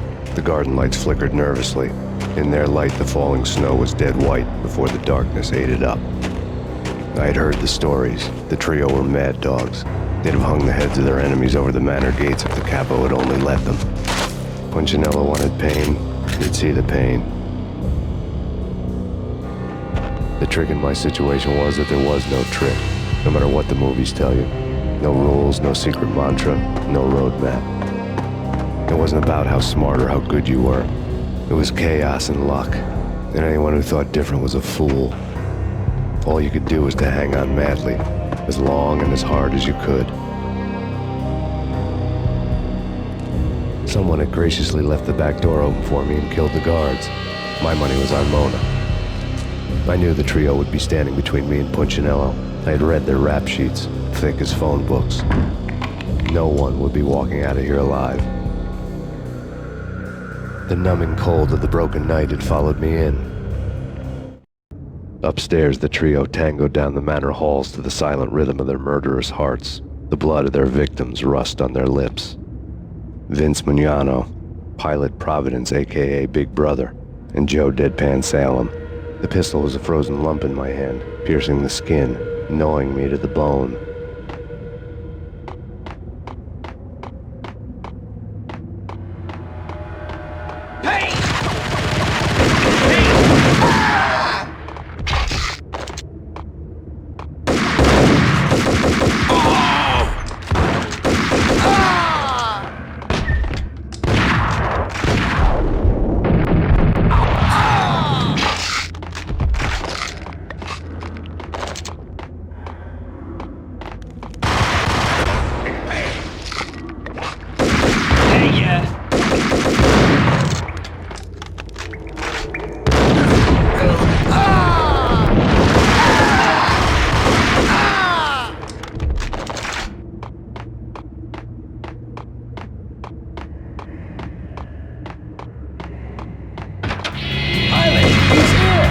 It didn't take me long to run into the trio.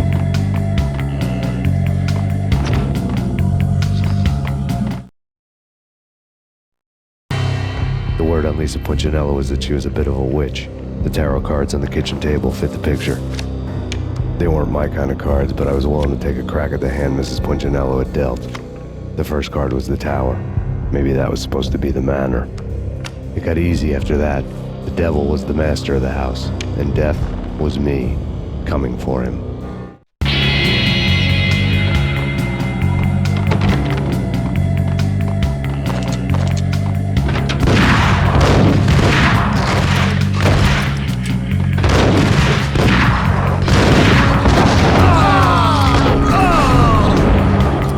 One down, 2 to go.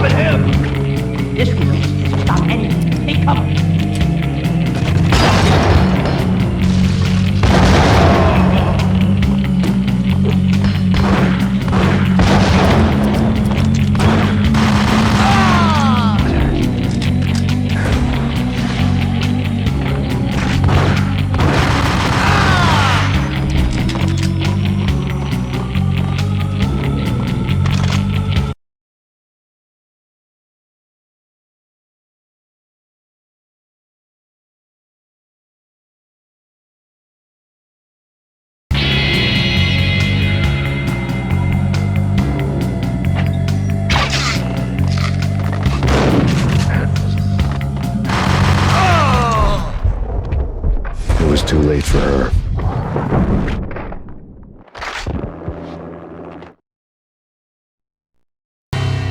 You're a real angel, Max. I couldn't tell whether it was Mona or her sister. The body was a mess. The sick bastard had really gotten a kick out of it. Seeing her lying there got me thinking about another woman's body on another bed. Got me thinking about a fallen cradle.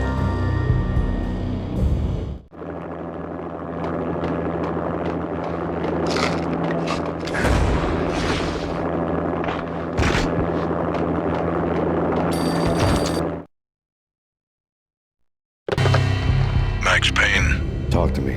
Alfred Woden. You've got company. An armed helicopter just landed on the manor grounds. You must hurry. The more the merrier.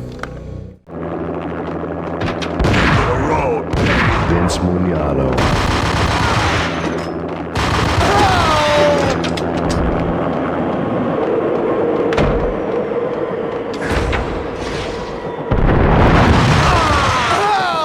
Punchinello's trio was done for.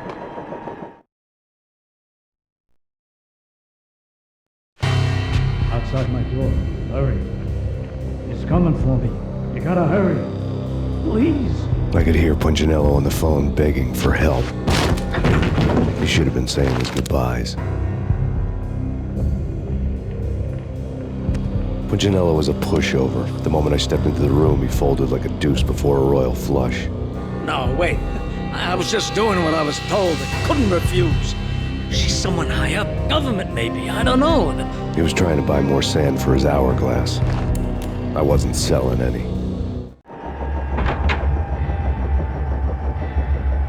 No, I told him nothing.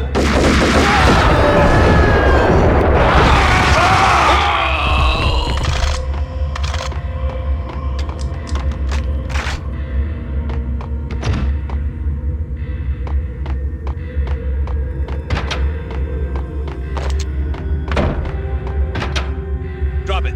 Don't move. Game over, Max Payne.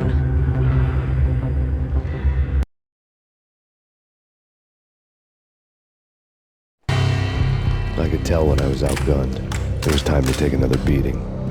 The mystery witch was a real barracuda.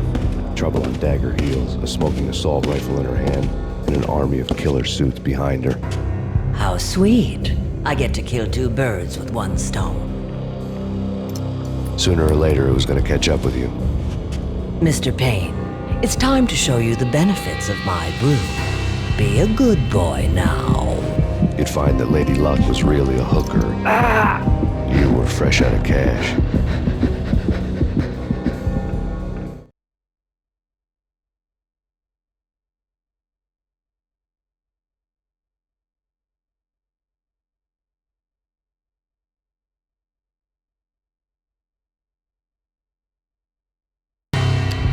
Gentlemen, we're done here. Take me to Cold Steel. She had just given me an OD of Valkyr. I could feel green fire eating my brains. They turned to steam. They did a fade on me. I'd never had a chance. The witch had got me just as sure as if she put a gun to my head and pulled the trigger. The shadows rushed me, bruised mugshot faces hungry for revenge. They knew my weak spots and closed in for the kill. The floor turned into a vortex of green blood. I fell. Flesh of fallen angels.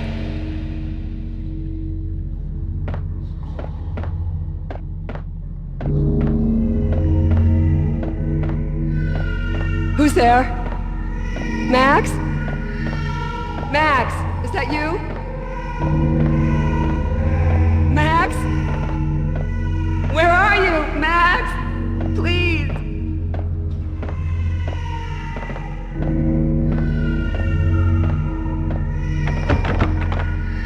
No, please, Max, no. I'm sorry. Please don't, Max, no. No, please, God, no.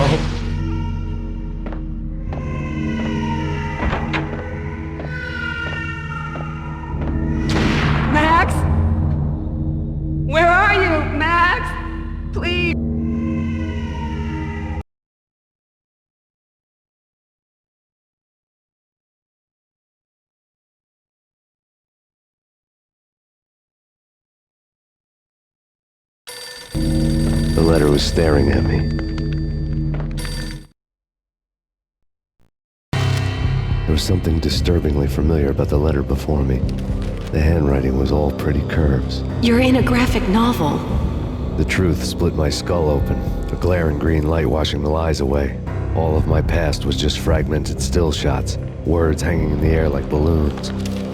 I was in a graphic novel. Funny as hell. It was the most horrible thing I could think of.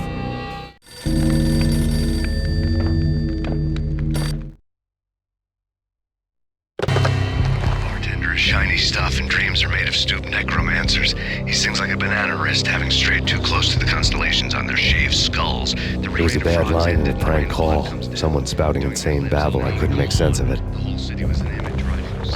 But I had an overwhelming sense of deja vu. The caller's voice sounded oddly familiar.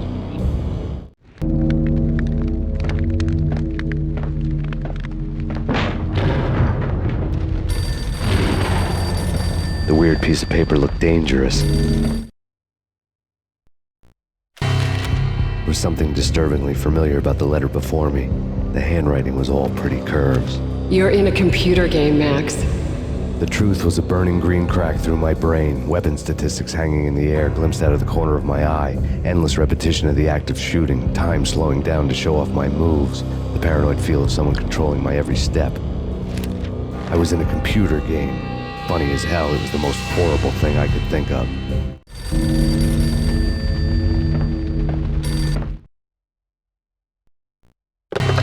Don't lose it. It's Valkyr. The drug. Snap out of it. Try to remember. It was a bad line in a prank call. Someone spouting insane babble. I couldn't make sense of it. But I had an overwhelming sense of deja vu, and the caller's voice sounded oddly familiar.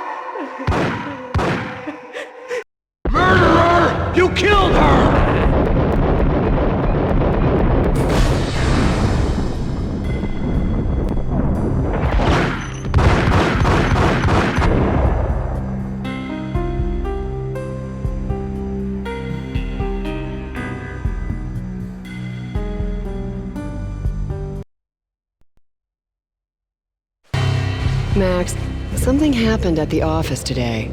A strange memo. Something about Vikings. Honey, I gotta run. You can tell me all about it this evening. Have a nice day, darling. The bullet holes were rubies on her chest, blood glowing on her ivory skin. She was so beautiful. The killer was smiling. The flesh of fallen angels.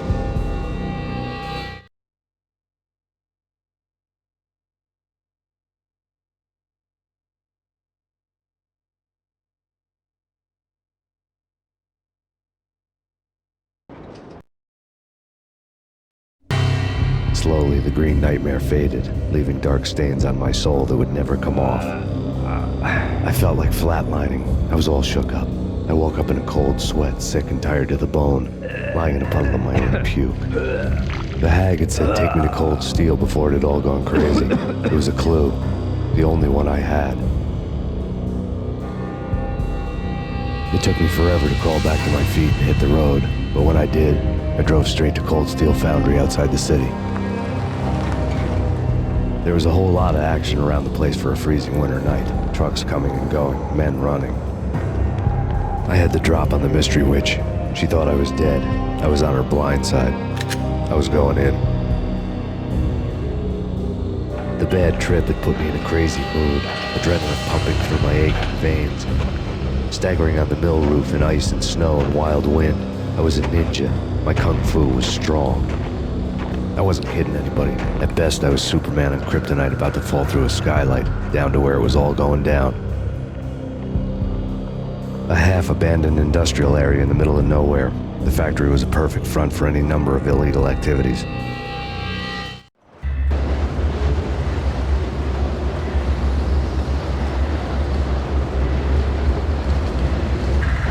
In the belly of the plant, molten metal boiled and bubbled like a witch's brew. Casualty status?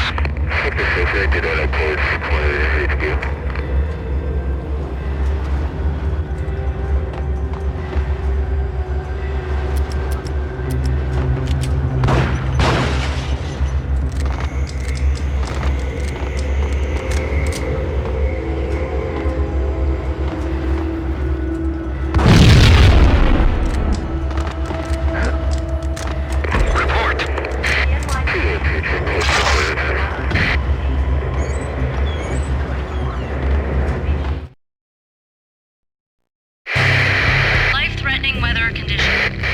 A record-breaking killer storm.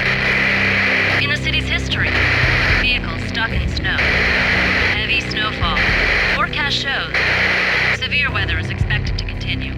Out in the night, snow fell like confetti over the Devil's Parade. The storm was anything but over.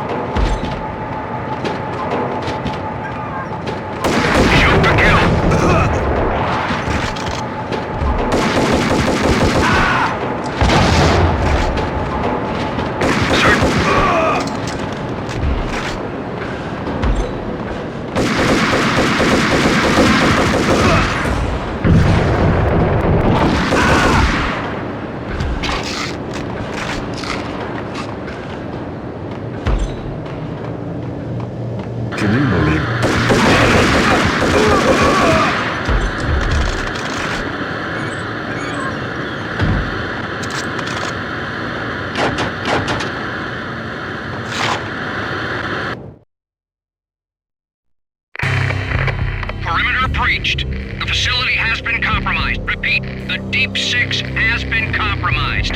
Initiate Operation Deadeye. The walkie-talkie military lingo could mean only one thing.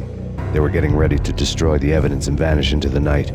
I was so close. The hidden truths were just around the corner.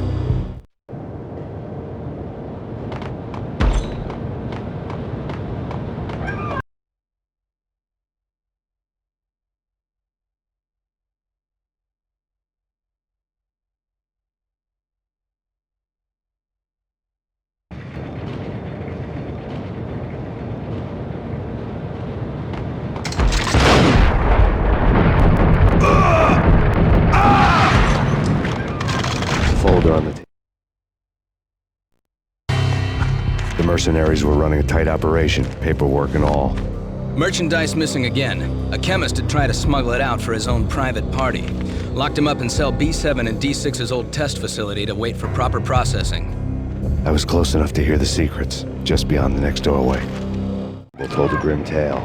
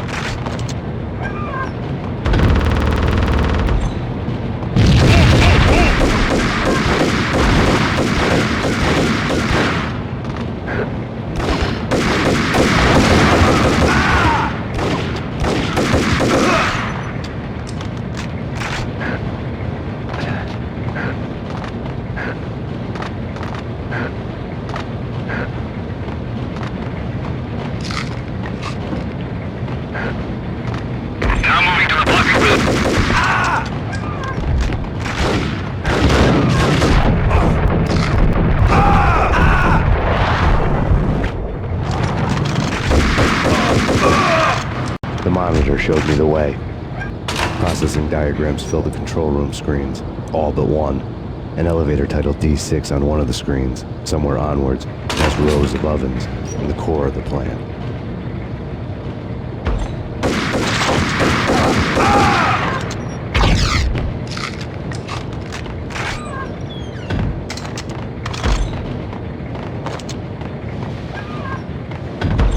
Move!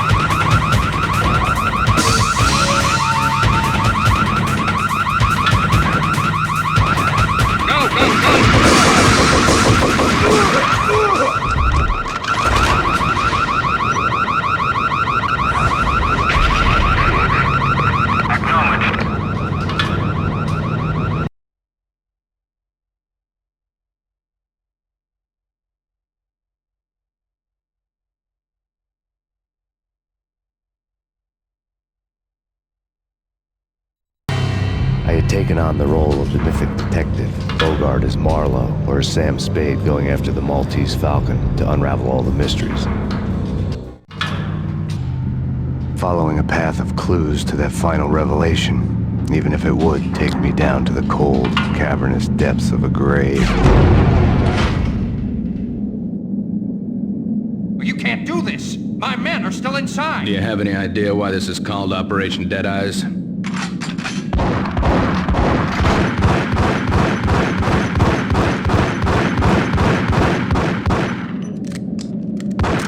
I think he's dead already. Let's do it.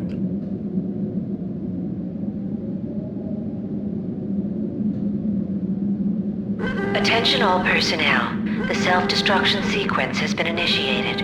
Evacuate the complex immediately. Repeat, the self-destruction sequence has been initiated. Proceed to the nearest exit immediately. I had seen the logo. There was an old army bunker under the steel mill. I knew the military plaque on the floor. I had seen 1,000 variations of the insignia on crumbling brick walls everywhere in the city. The sword replaced by a syringe. Project Valhalla, V for Valkyr, V for Valhalla. All of a sudden it read like a crackpot conspiracy theory. The floor before.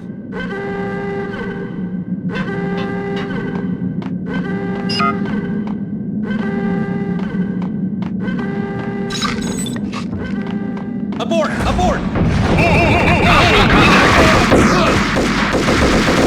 Attention all personnel. The self-destruction sequence has been initiated. Proceed to the nearest exit immediately.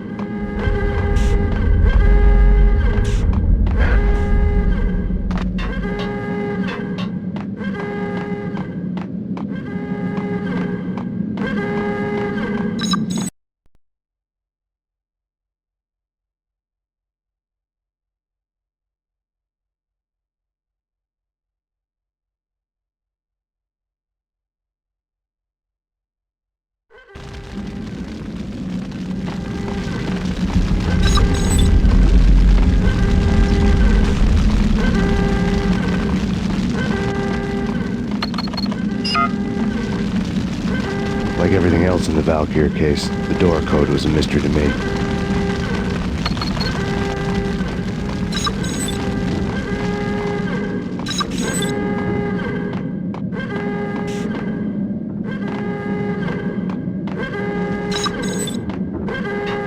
The chemist had been using the workstation when he died. The half-life of the lab rat had ended online, his password blinking on the screen. 665, the neighbor of the beast. Attention all personnel. The self-destruction sequence has been initiated. Proceed to the nearest exit immediately.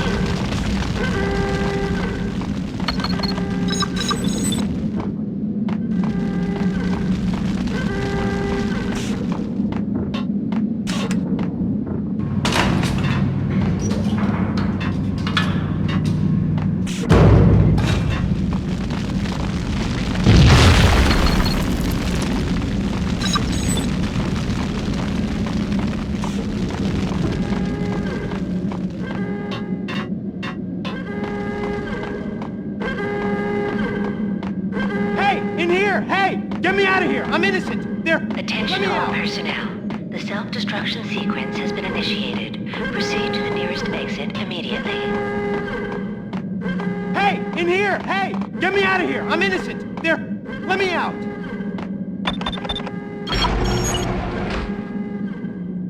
Thanks! I thought I was gonna die in there for sure. I need you to get me through the decontamination chamber airlock. You're crazy! No way! The place is blowing up, for Christ's sakes! Either that or back to the cell. Your choice. Okay, I'll do it. I'll do it.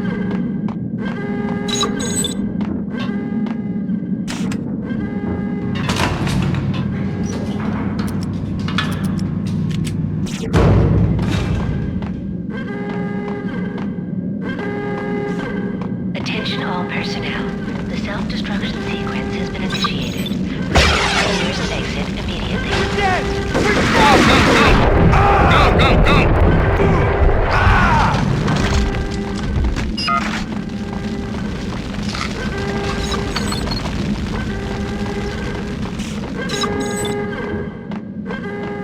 Get in!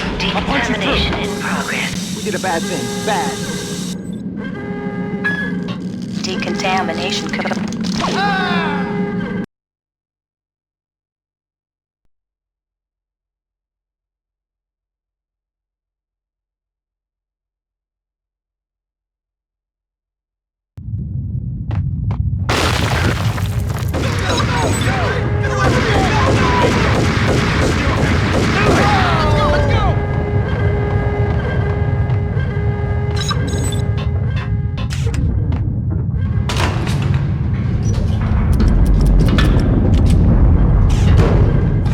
caught in the middle of the deadly web that was the Valkyrie.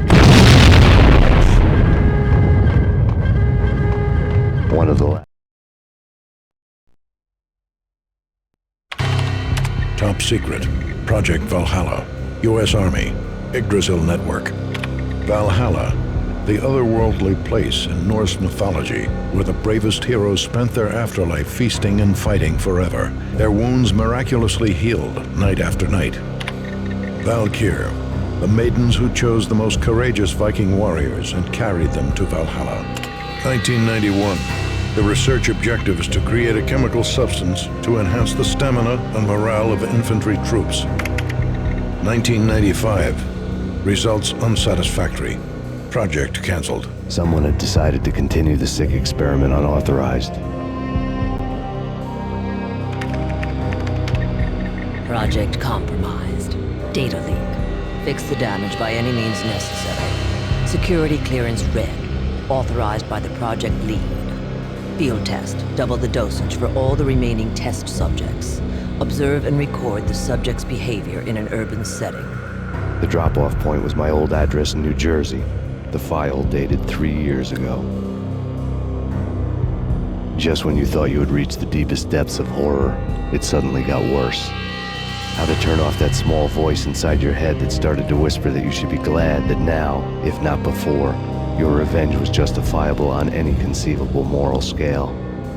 That small voice proved, beyond any doubt, that I was damned. Terminals had the project logo on. The dagger-heeled woman had come and gone a long time ago. There was nothing more for me here. The bunker's name was acting as a self-fulfilling prophecy.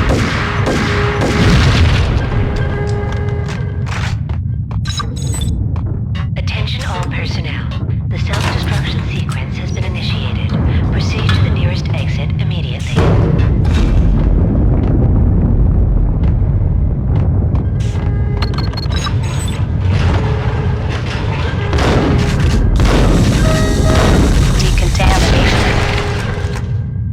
Self-destruction. 3, 29, 28, 27, 26, 25, 24, 23, 22, 21, 20, 19, 18, 17, 16, 15, 14, 15, 12, 11, 10, 9, 10, 7, 6, 5, 4, proceed, 3, exit immediately, 1, commence.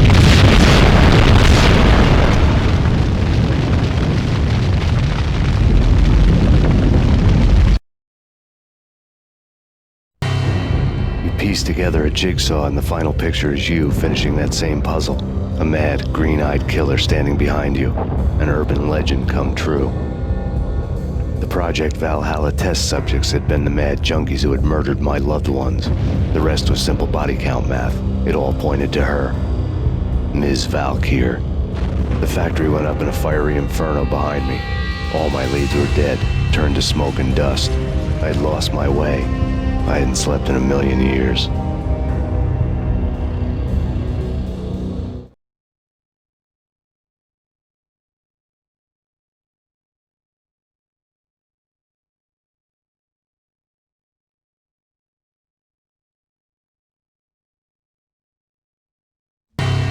I felt thin as death. I've been living on an endless supply of week-old donuts. They were fuel for this crazy furnace inside my head. I couldn't remember when I had last seen the sun. I was on a permanent graveyard shift. When the darkness fell, New York City became something else, any old Sinatra song notwithstanding. Bad things happened in the night, on the streets of that other city, Noir York City.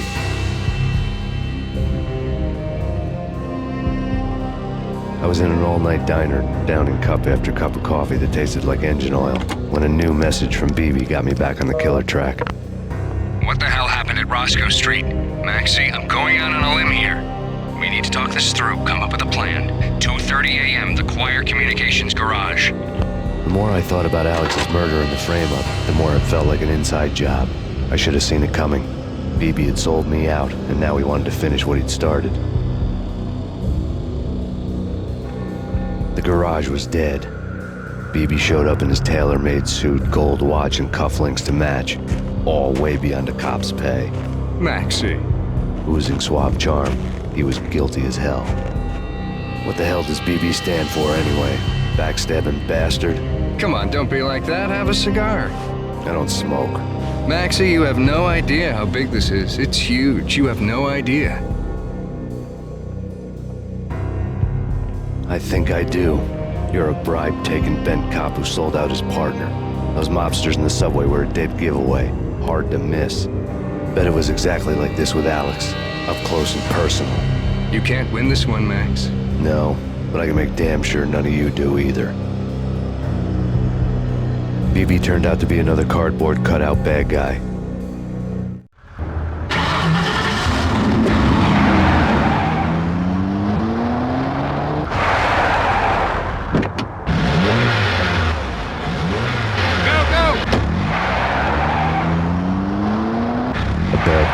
A cowardly right-hand man fleeing from the scene, leaving his paid thugs to do his dirty work. Hold it!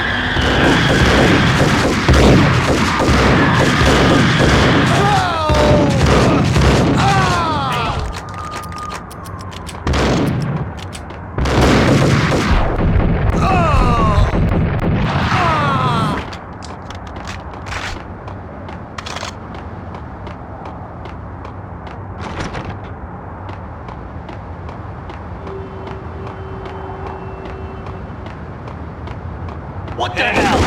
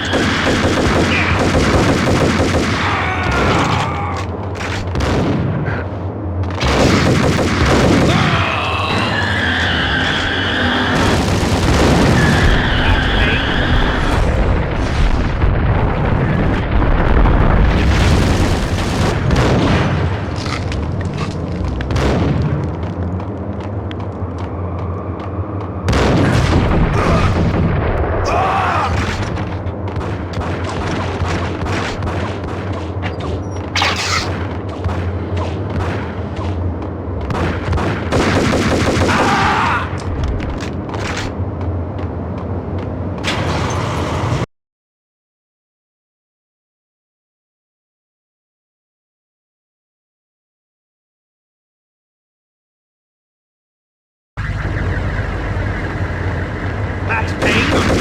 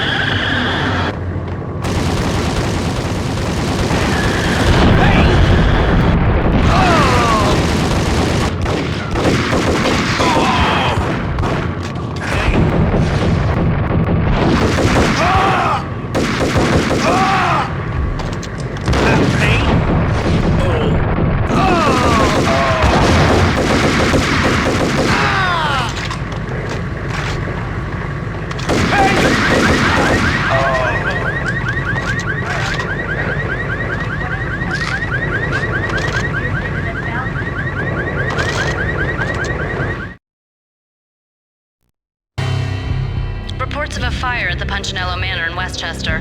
The manor is the home of Angelo Punchinello, the alleged head of the Punchinello crime family. The police are now saying, contrary to their earlier statements, that Max Payne is still alive and at large. He continues his vendetta against the Mafia, of which this last act of arson is attributed to. I had no recollection of setting any fires, but I did remember the flames.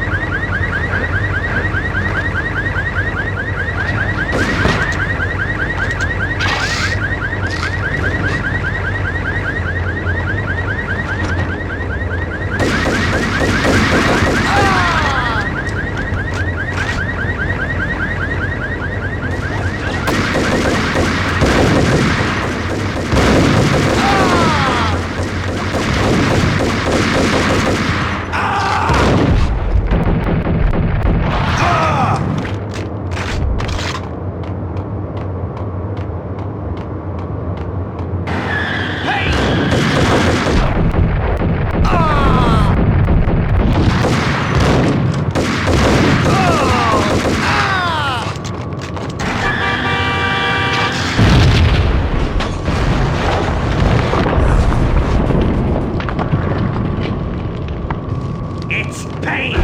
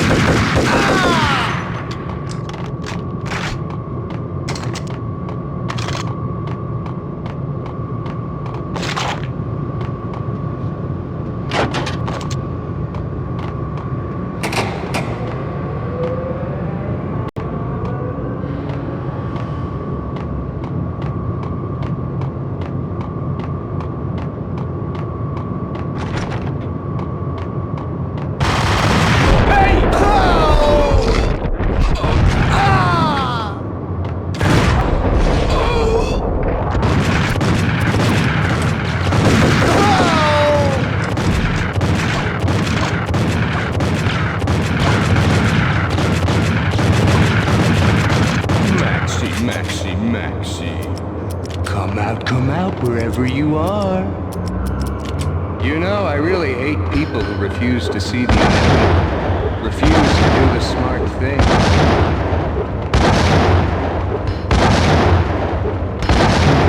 Let's do the right thing.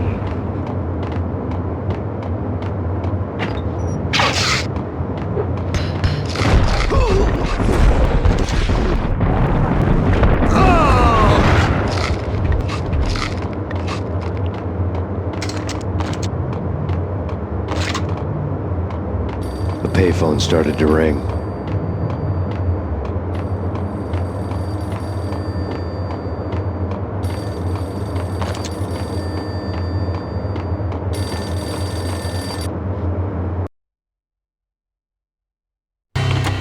Yeah.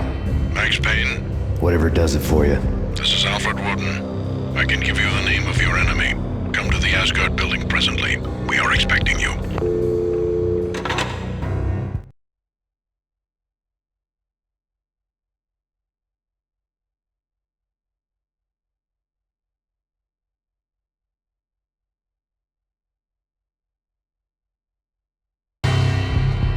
Woden was waiting for me on the steps of the old building. Mr. Payne, let's go inside. The others are anxious to begin. The others? Despite the general misconception, this building actually predates the City Hall by 2 years, thus being the oldest municipal building still in use here at the foot of the Brooklyn Bridge. No kidding. The old man played tour guide as he led me through a dark domed hall. The answers I was after loomed large ahead. Mr. Payne, I would like to introduce you to my colleagues in what we call the Inner Circle. You've been watching too much X-Files. You have seen the files on Project Valhalla. We can fill the gaps, provide you with the information missing from those files. We were all involved in the early stages of the project during the Gulf War. What's the catch? We would very much like to blow this thing wide open, but our hands are tied. Her name is Nicole Horn. She was the key figure in Project Valhalla. When the funding was discontinued, she simply refused to quit. She knew exactly what she had in her hands. Nicole Horn is the president of Acer Corporation. She has more than half the city in her pocket. This must be kept under wraps. If you try to go public with this, we will deny any knowledge. We need you to take her out. Afterwards, we can protect you. Make all the charges go away.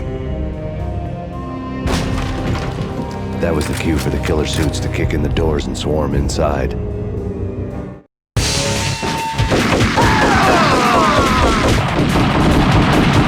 was an impressive floor show, but I decided to leave early anyway. It was only a one-story floor. Lucky me.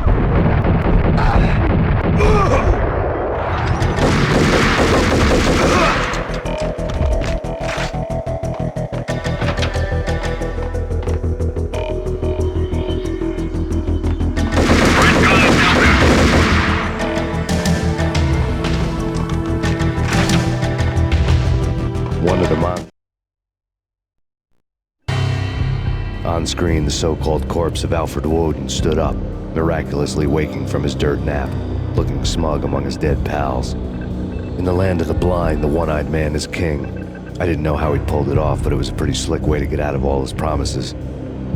Most of what he had said fit too well to be a load of crap.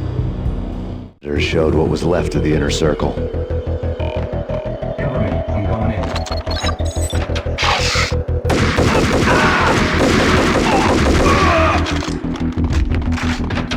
Moving to the danger.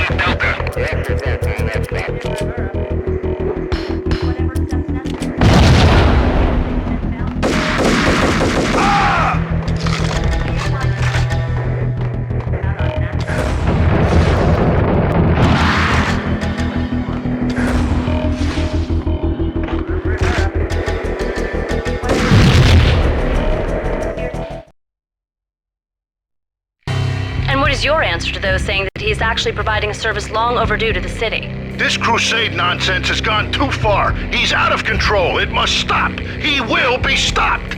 That was Deputy Chief Jim Bravura from the New York City Police Department.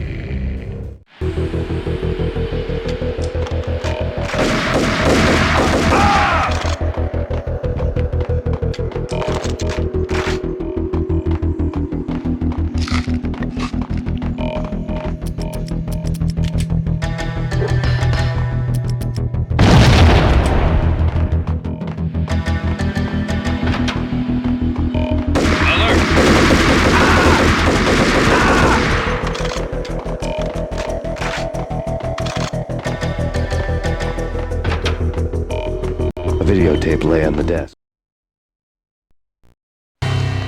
Nicole Horn had blackmailed the inner circle into silence. The tape came with a curt extortion note on a piece of expensive paper. I remembered Candy Dawn taping her clients in action on the side, selling the tapes to the highest bidder. I was sure that kinky sex was nowhere near Alfred Woden's worst sin. But I had a feeling that when this was over, any collateral would come in handy.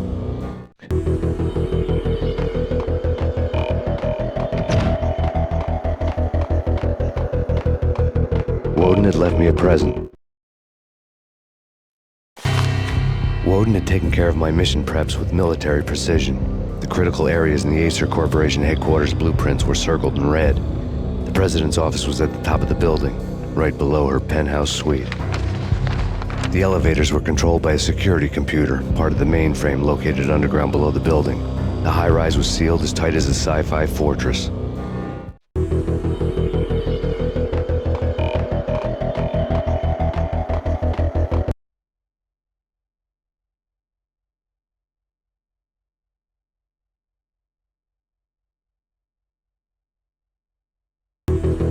Moving to the danger area.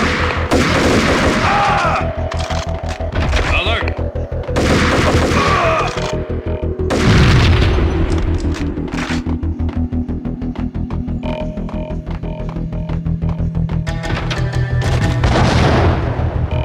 The best movie ending ever? Gotta be Butch Cassidy and the Sundance Kid. What the hell?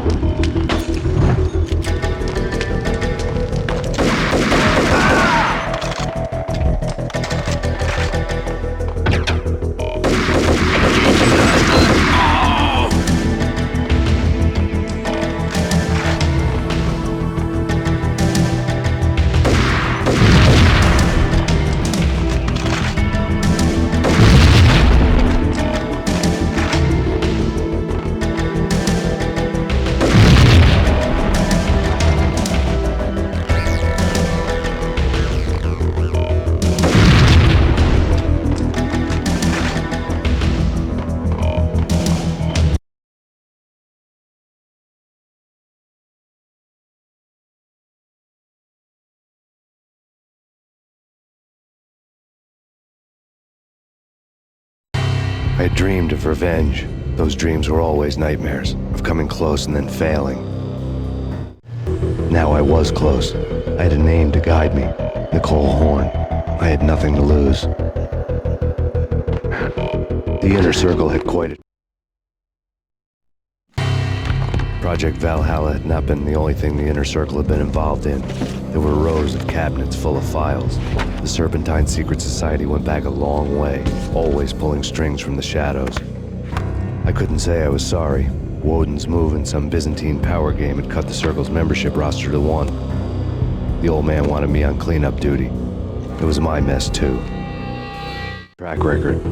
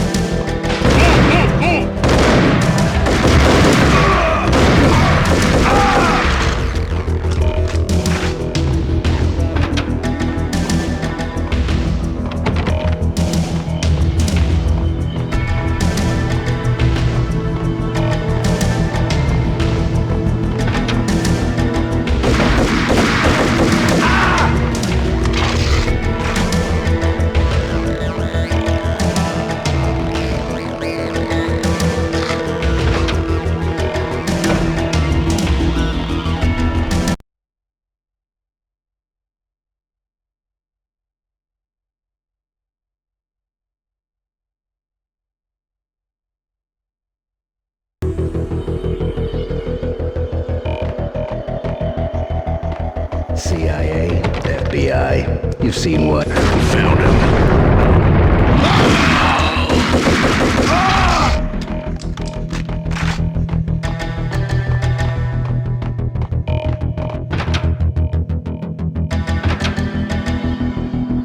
Take him down. Shoot to kill. Let's finish this.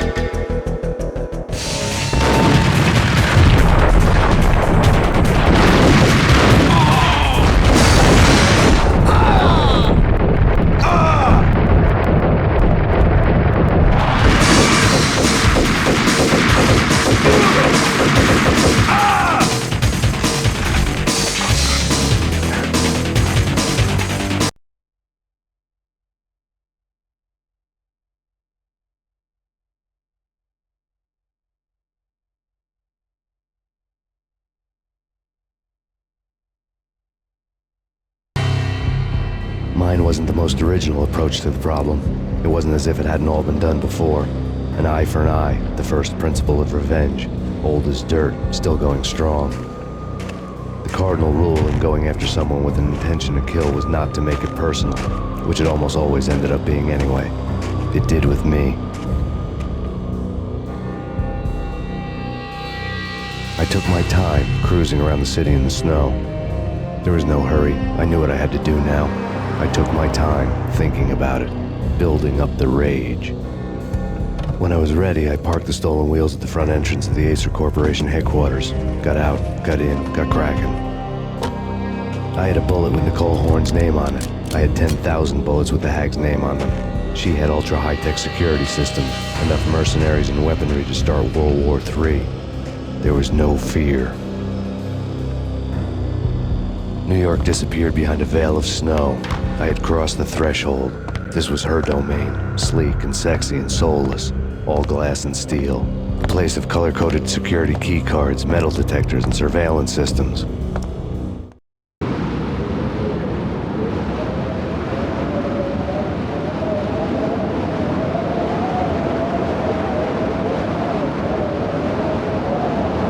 Colder than a walk-in fridge. Cold as a gun.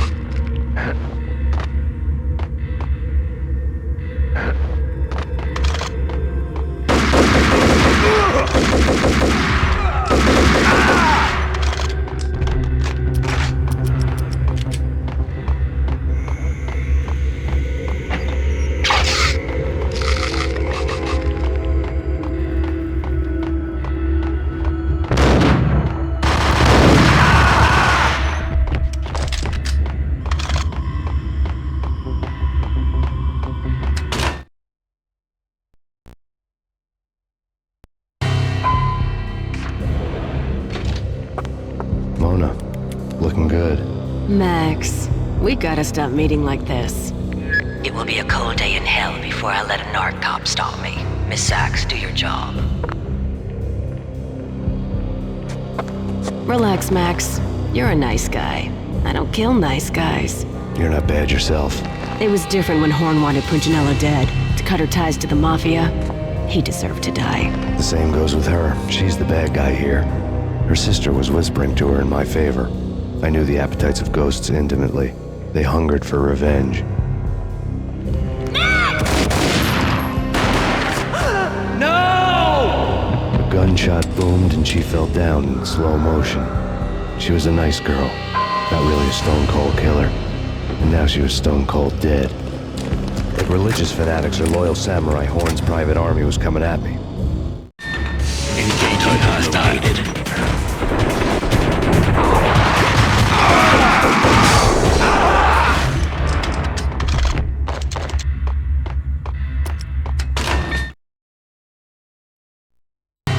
When the elevator came back down, Mona was gone. There was a lot of blood, but no body. Something clicked for the final time. My mind had never been so clear, as if somewhere high above the storm clouds were already gone, cold stars blazing from the black skies.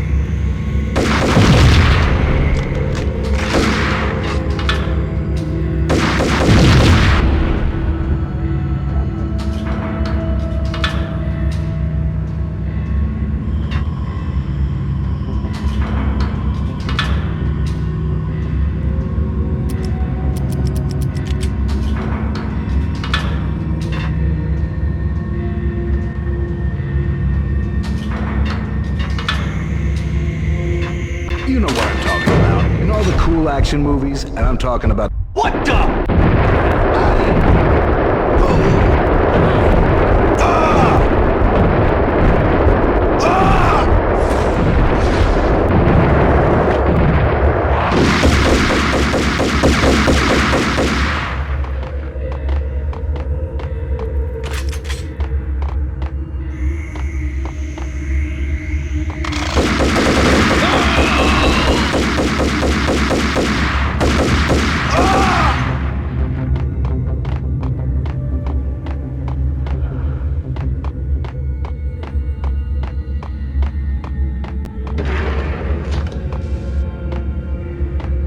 What the?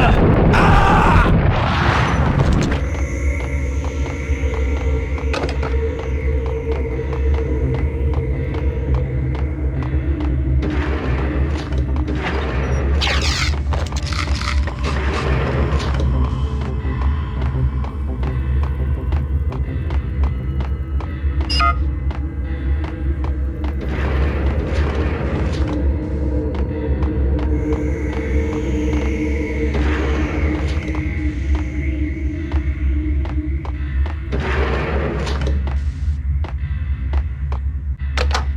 I had elevator access to the mainframe. From there, I'd be able to override the security locks and get to her office.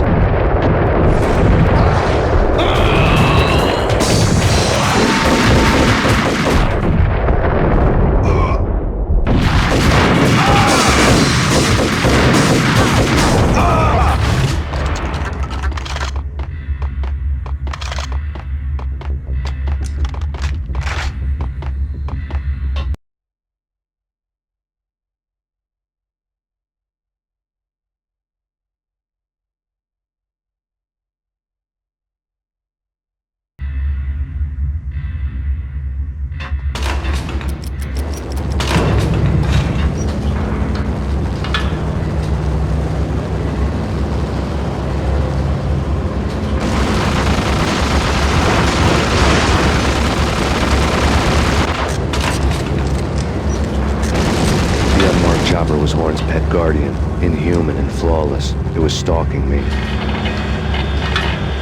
hate to be stereotyped. I'm not a cool...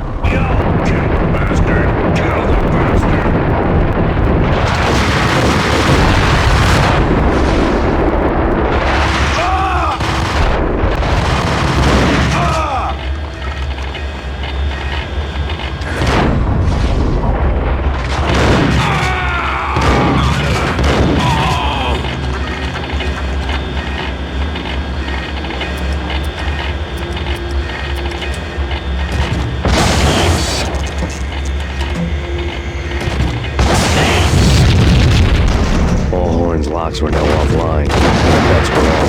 The elevator would take me all the way up.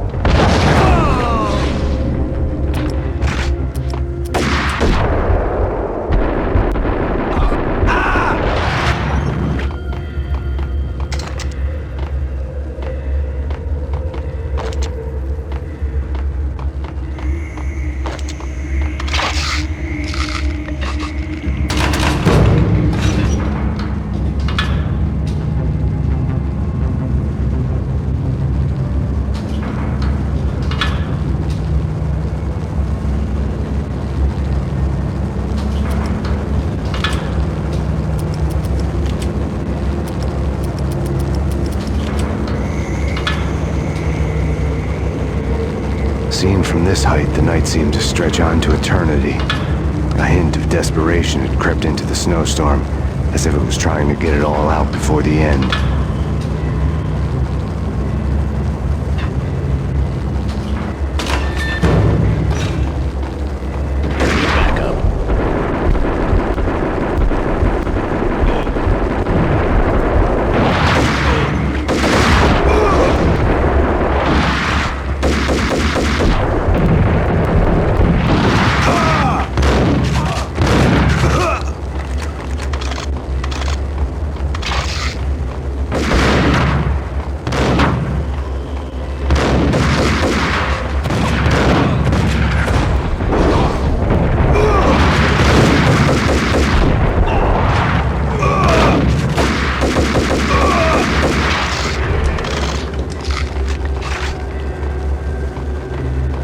Personal computer was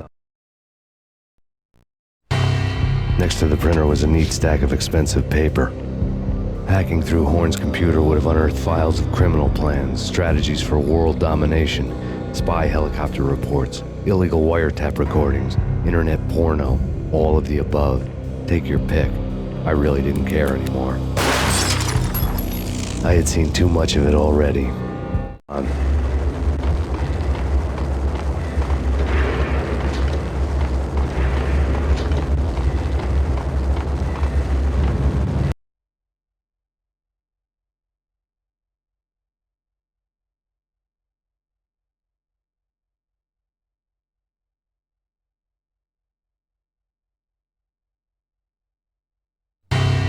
Valkyr had been meant to be a white-winged maiden that would lift you to a warrior's heaven, but it turned out to be a one-way demon ride to hell.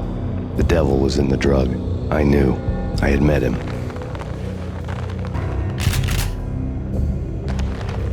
And now I was gonna kill her, the queen of the underworld who had tried to lift herself a bit closer to heaven with her drug money. No begging, no bribes. She knew better. Honor among killers. We who were about to die. Both of us knew how this would end, in pain and suffering.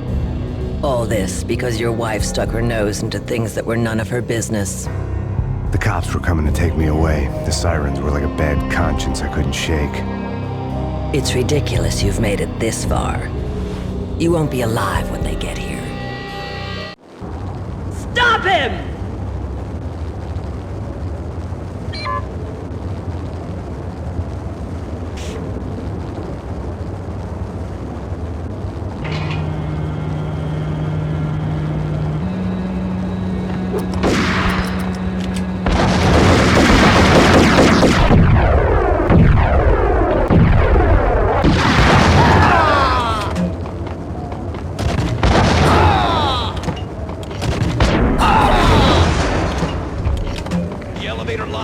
Get us back up now.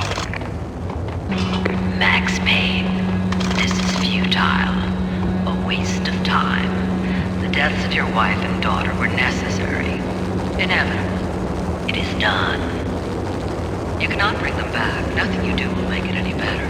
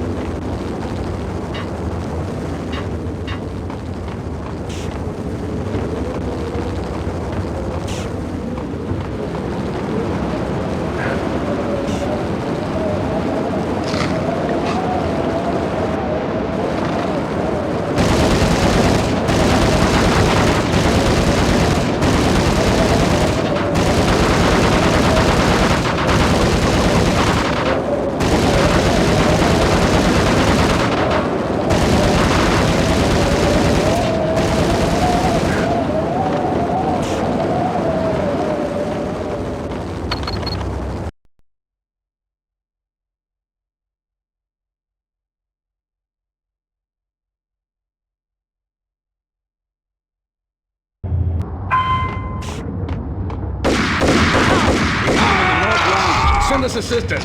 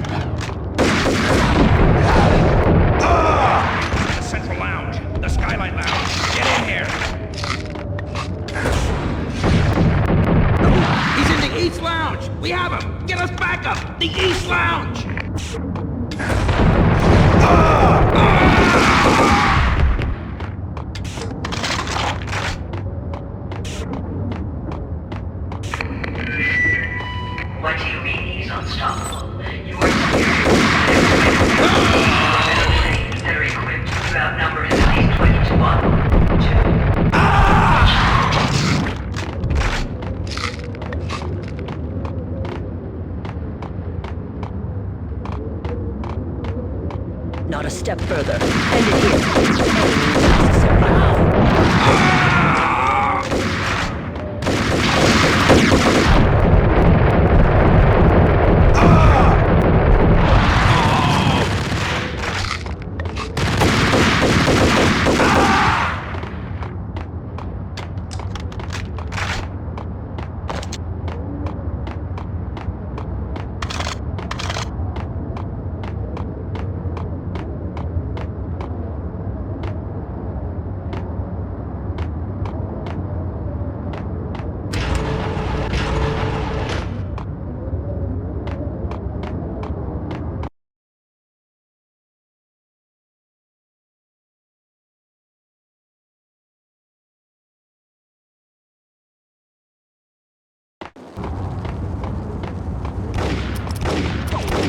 That's for you.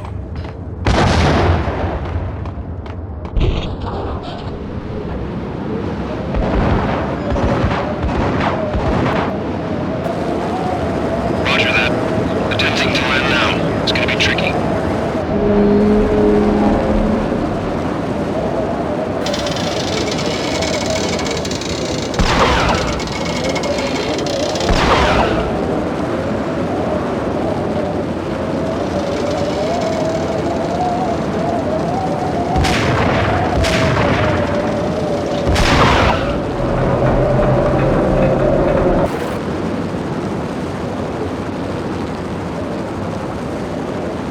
She's on board. We're out of here as soon as the wind dies down. Don't like the look of that mast.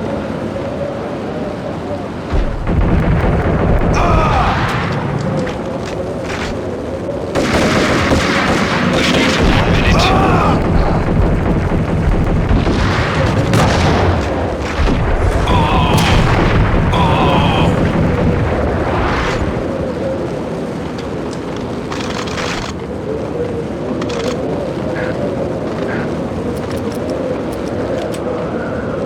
Lift off for 45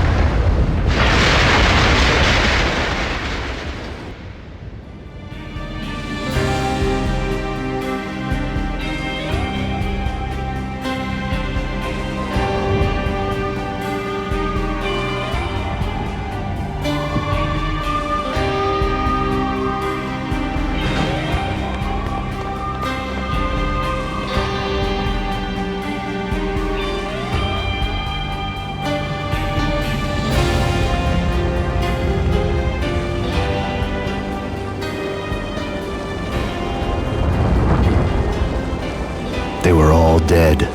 The final gunshot was an exclamation mark to everything that had led to this point. I released my finger from the trigger.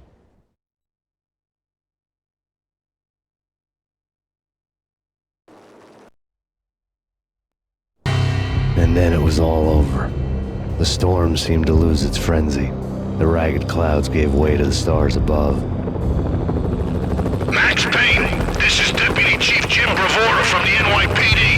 We've got the building surrounded. Throw down your weapons and lie down with your hands behind your head. A bit closer to heaven.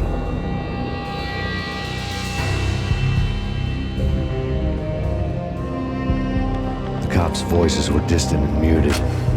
Freeze! NYPD! Hold it right there! My ghosts released me from their haunting. Down below, New York City glittered like diamonds on black velvet. You gave us one hell of a ride. Take him down to Central Booking. You heard the man. Woden was there in the crowd, standing by the sidelines. It wouldn't be over till the man with the patch would say so. He'd say the right words. I knew he would. He'd better. Woden grinned smugly. It was the grin of a winner. That made two of us.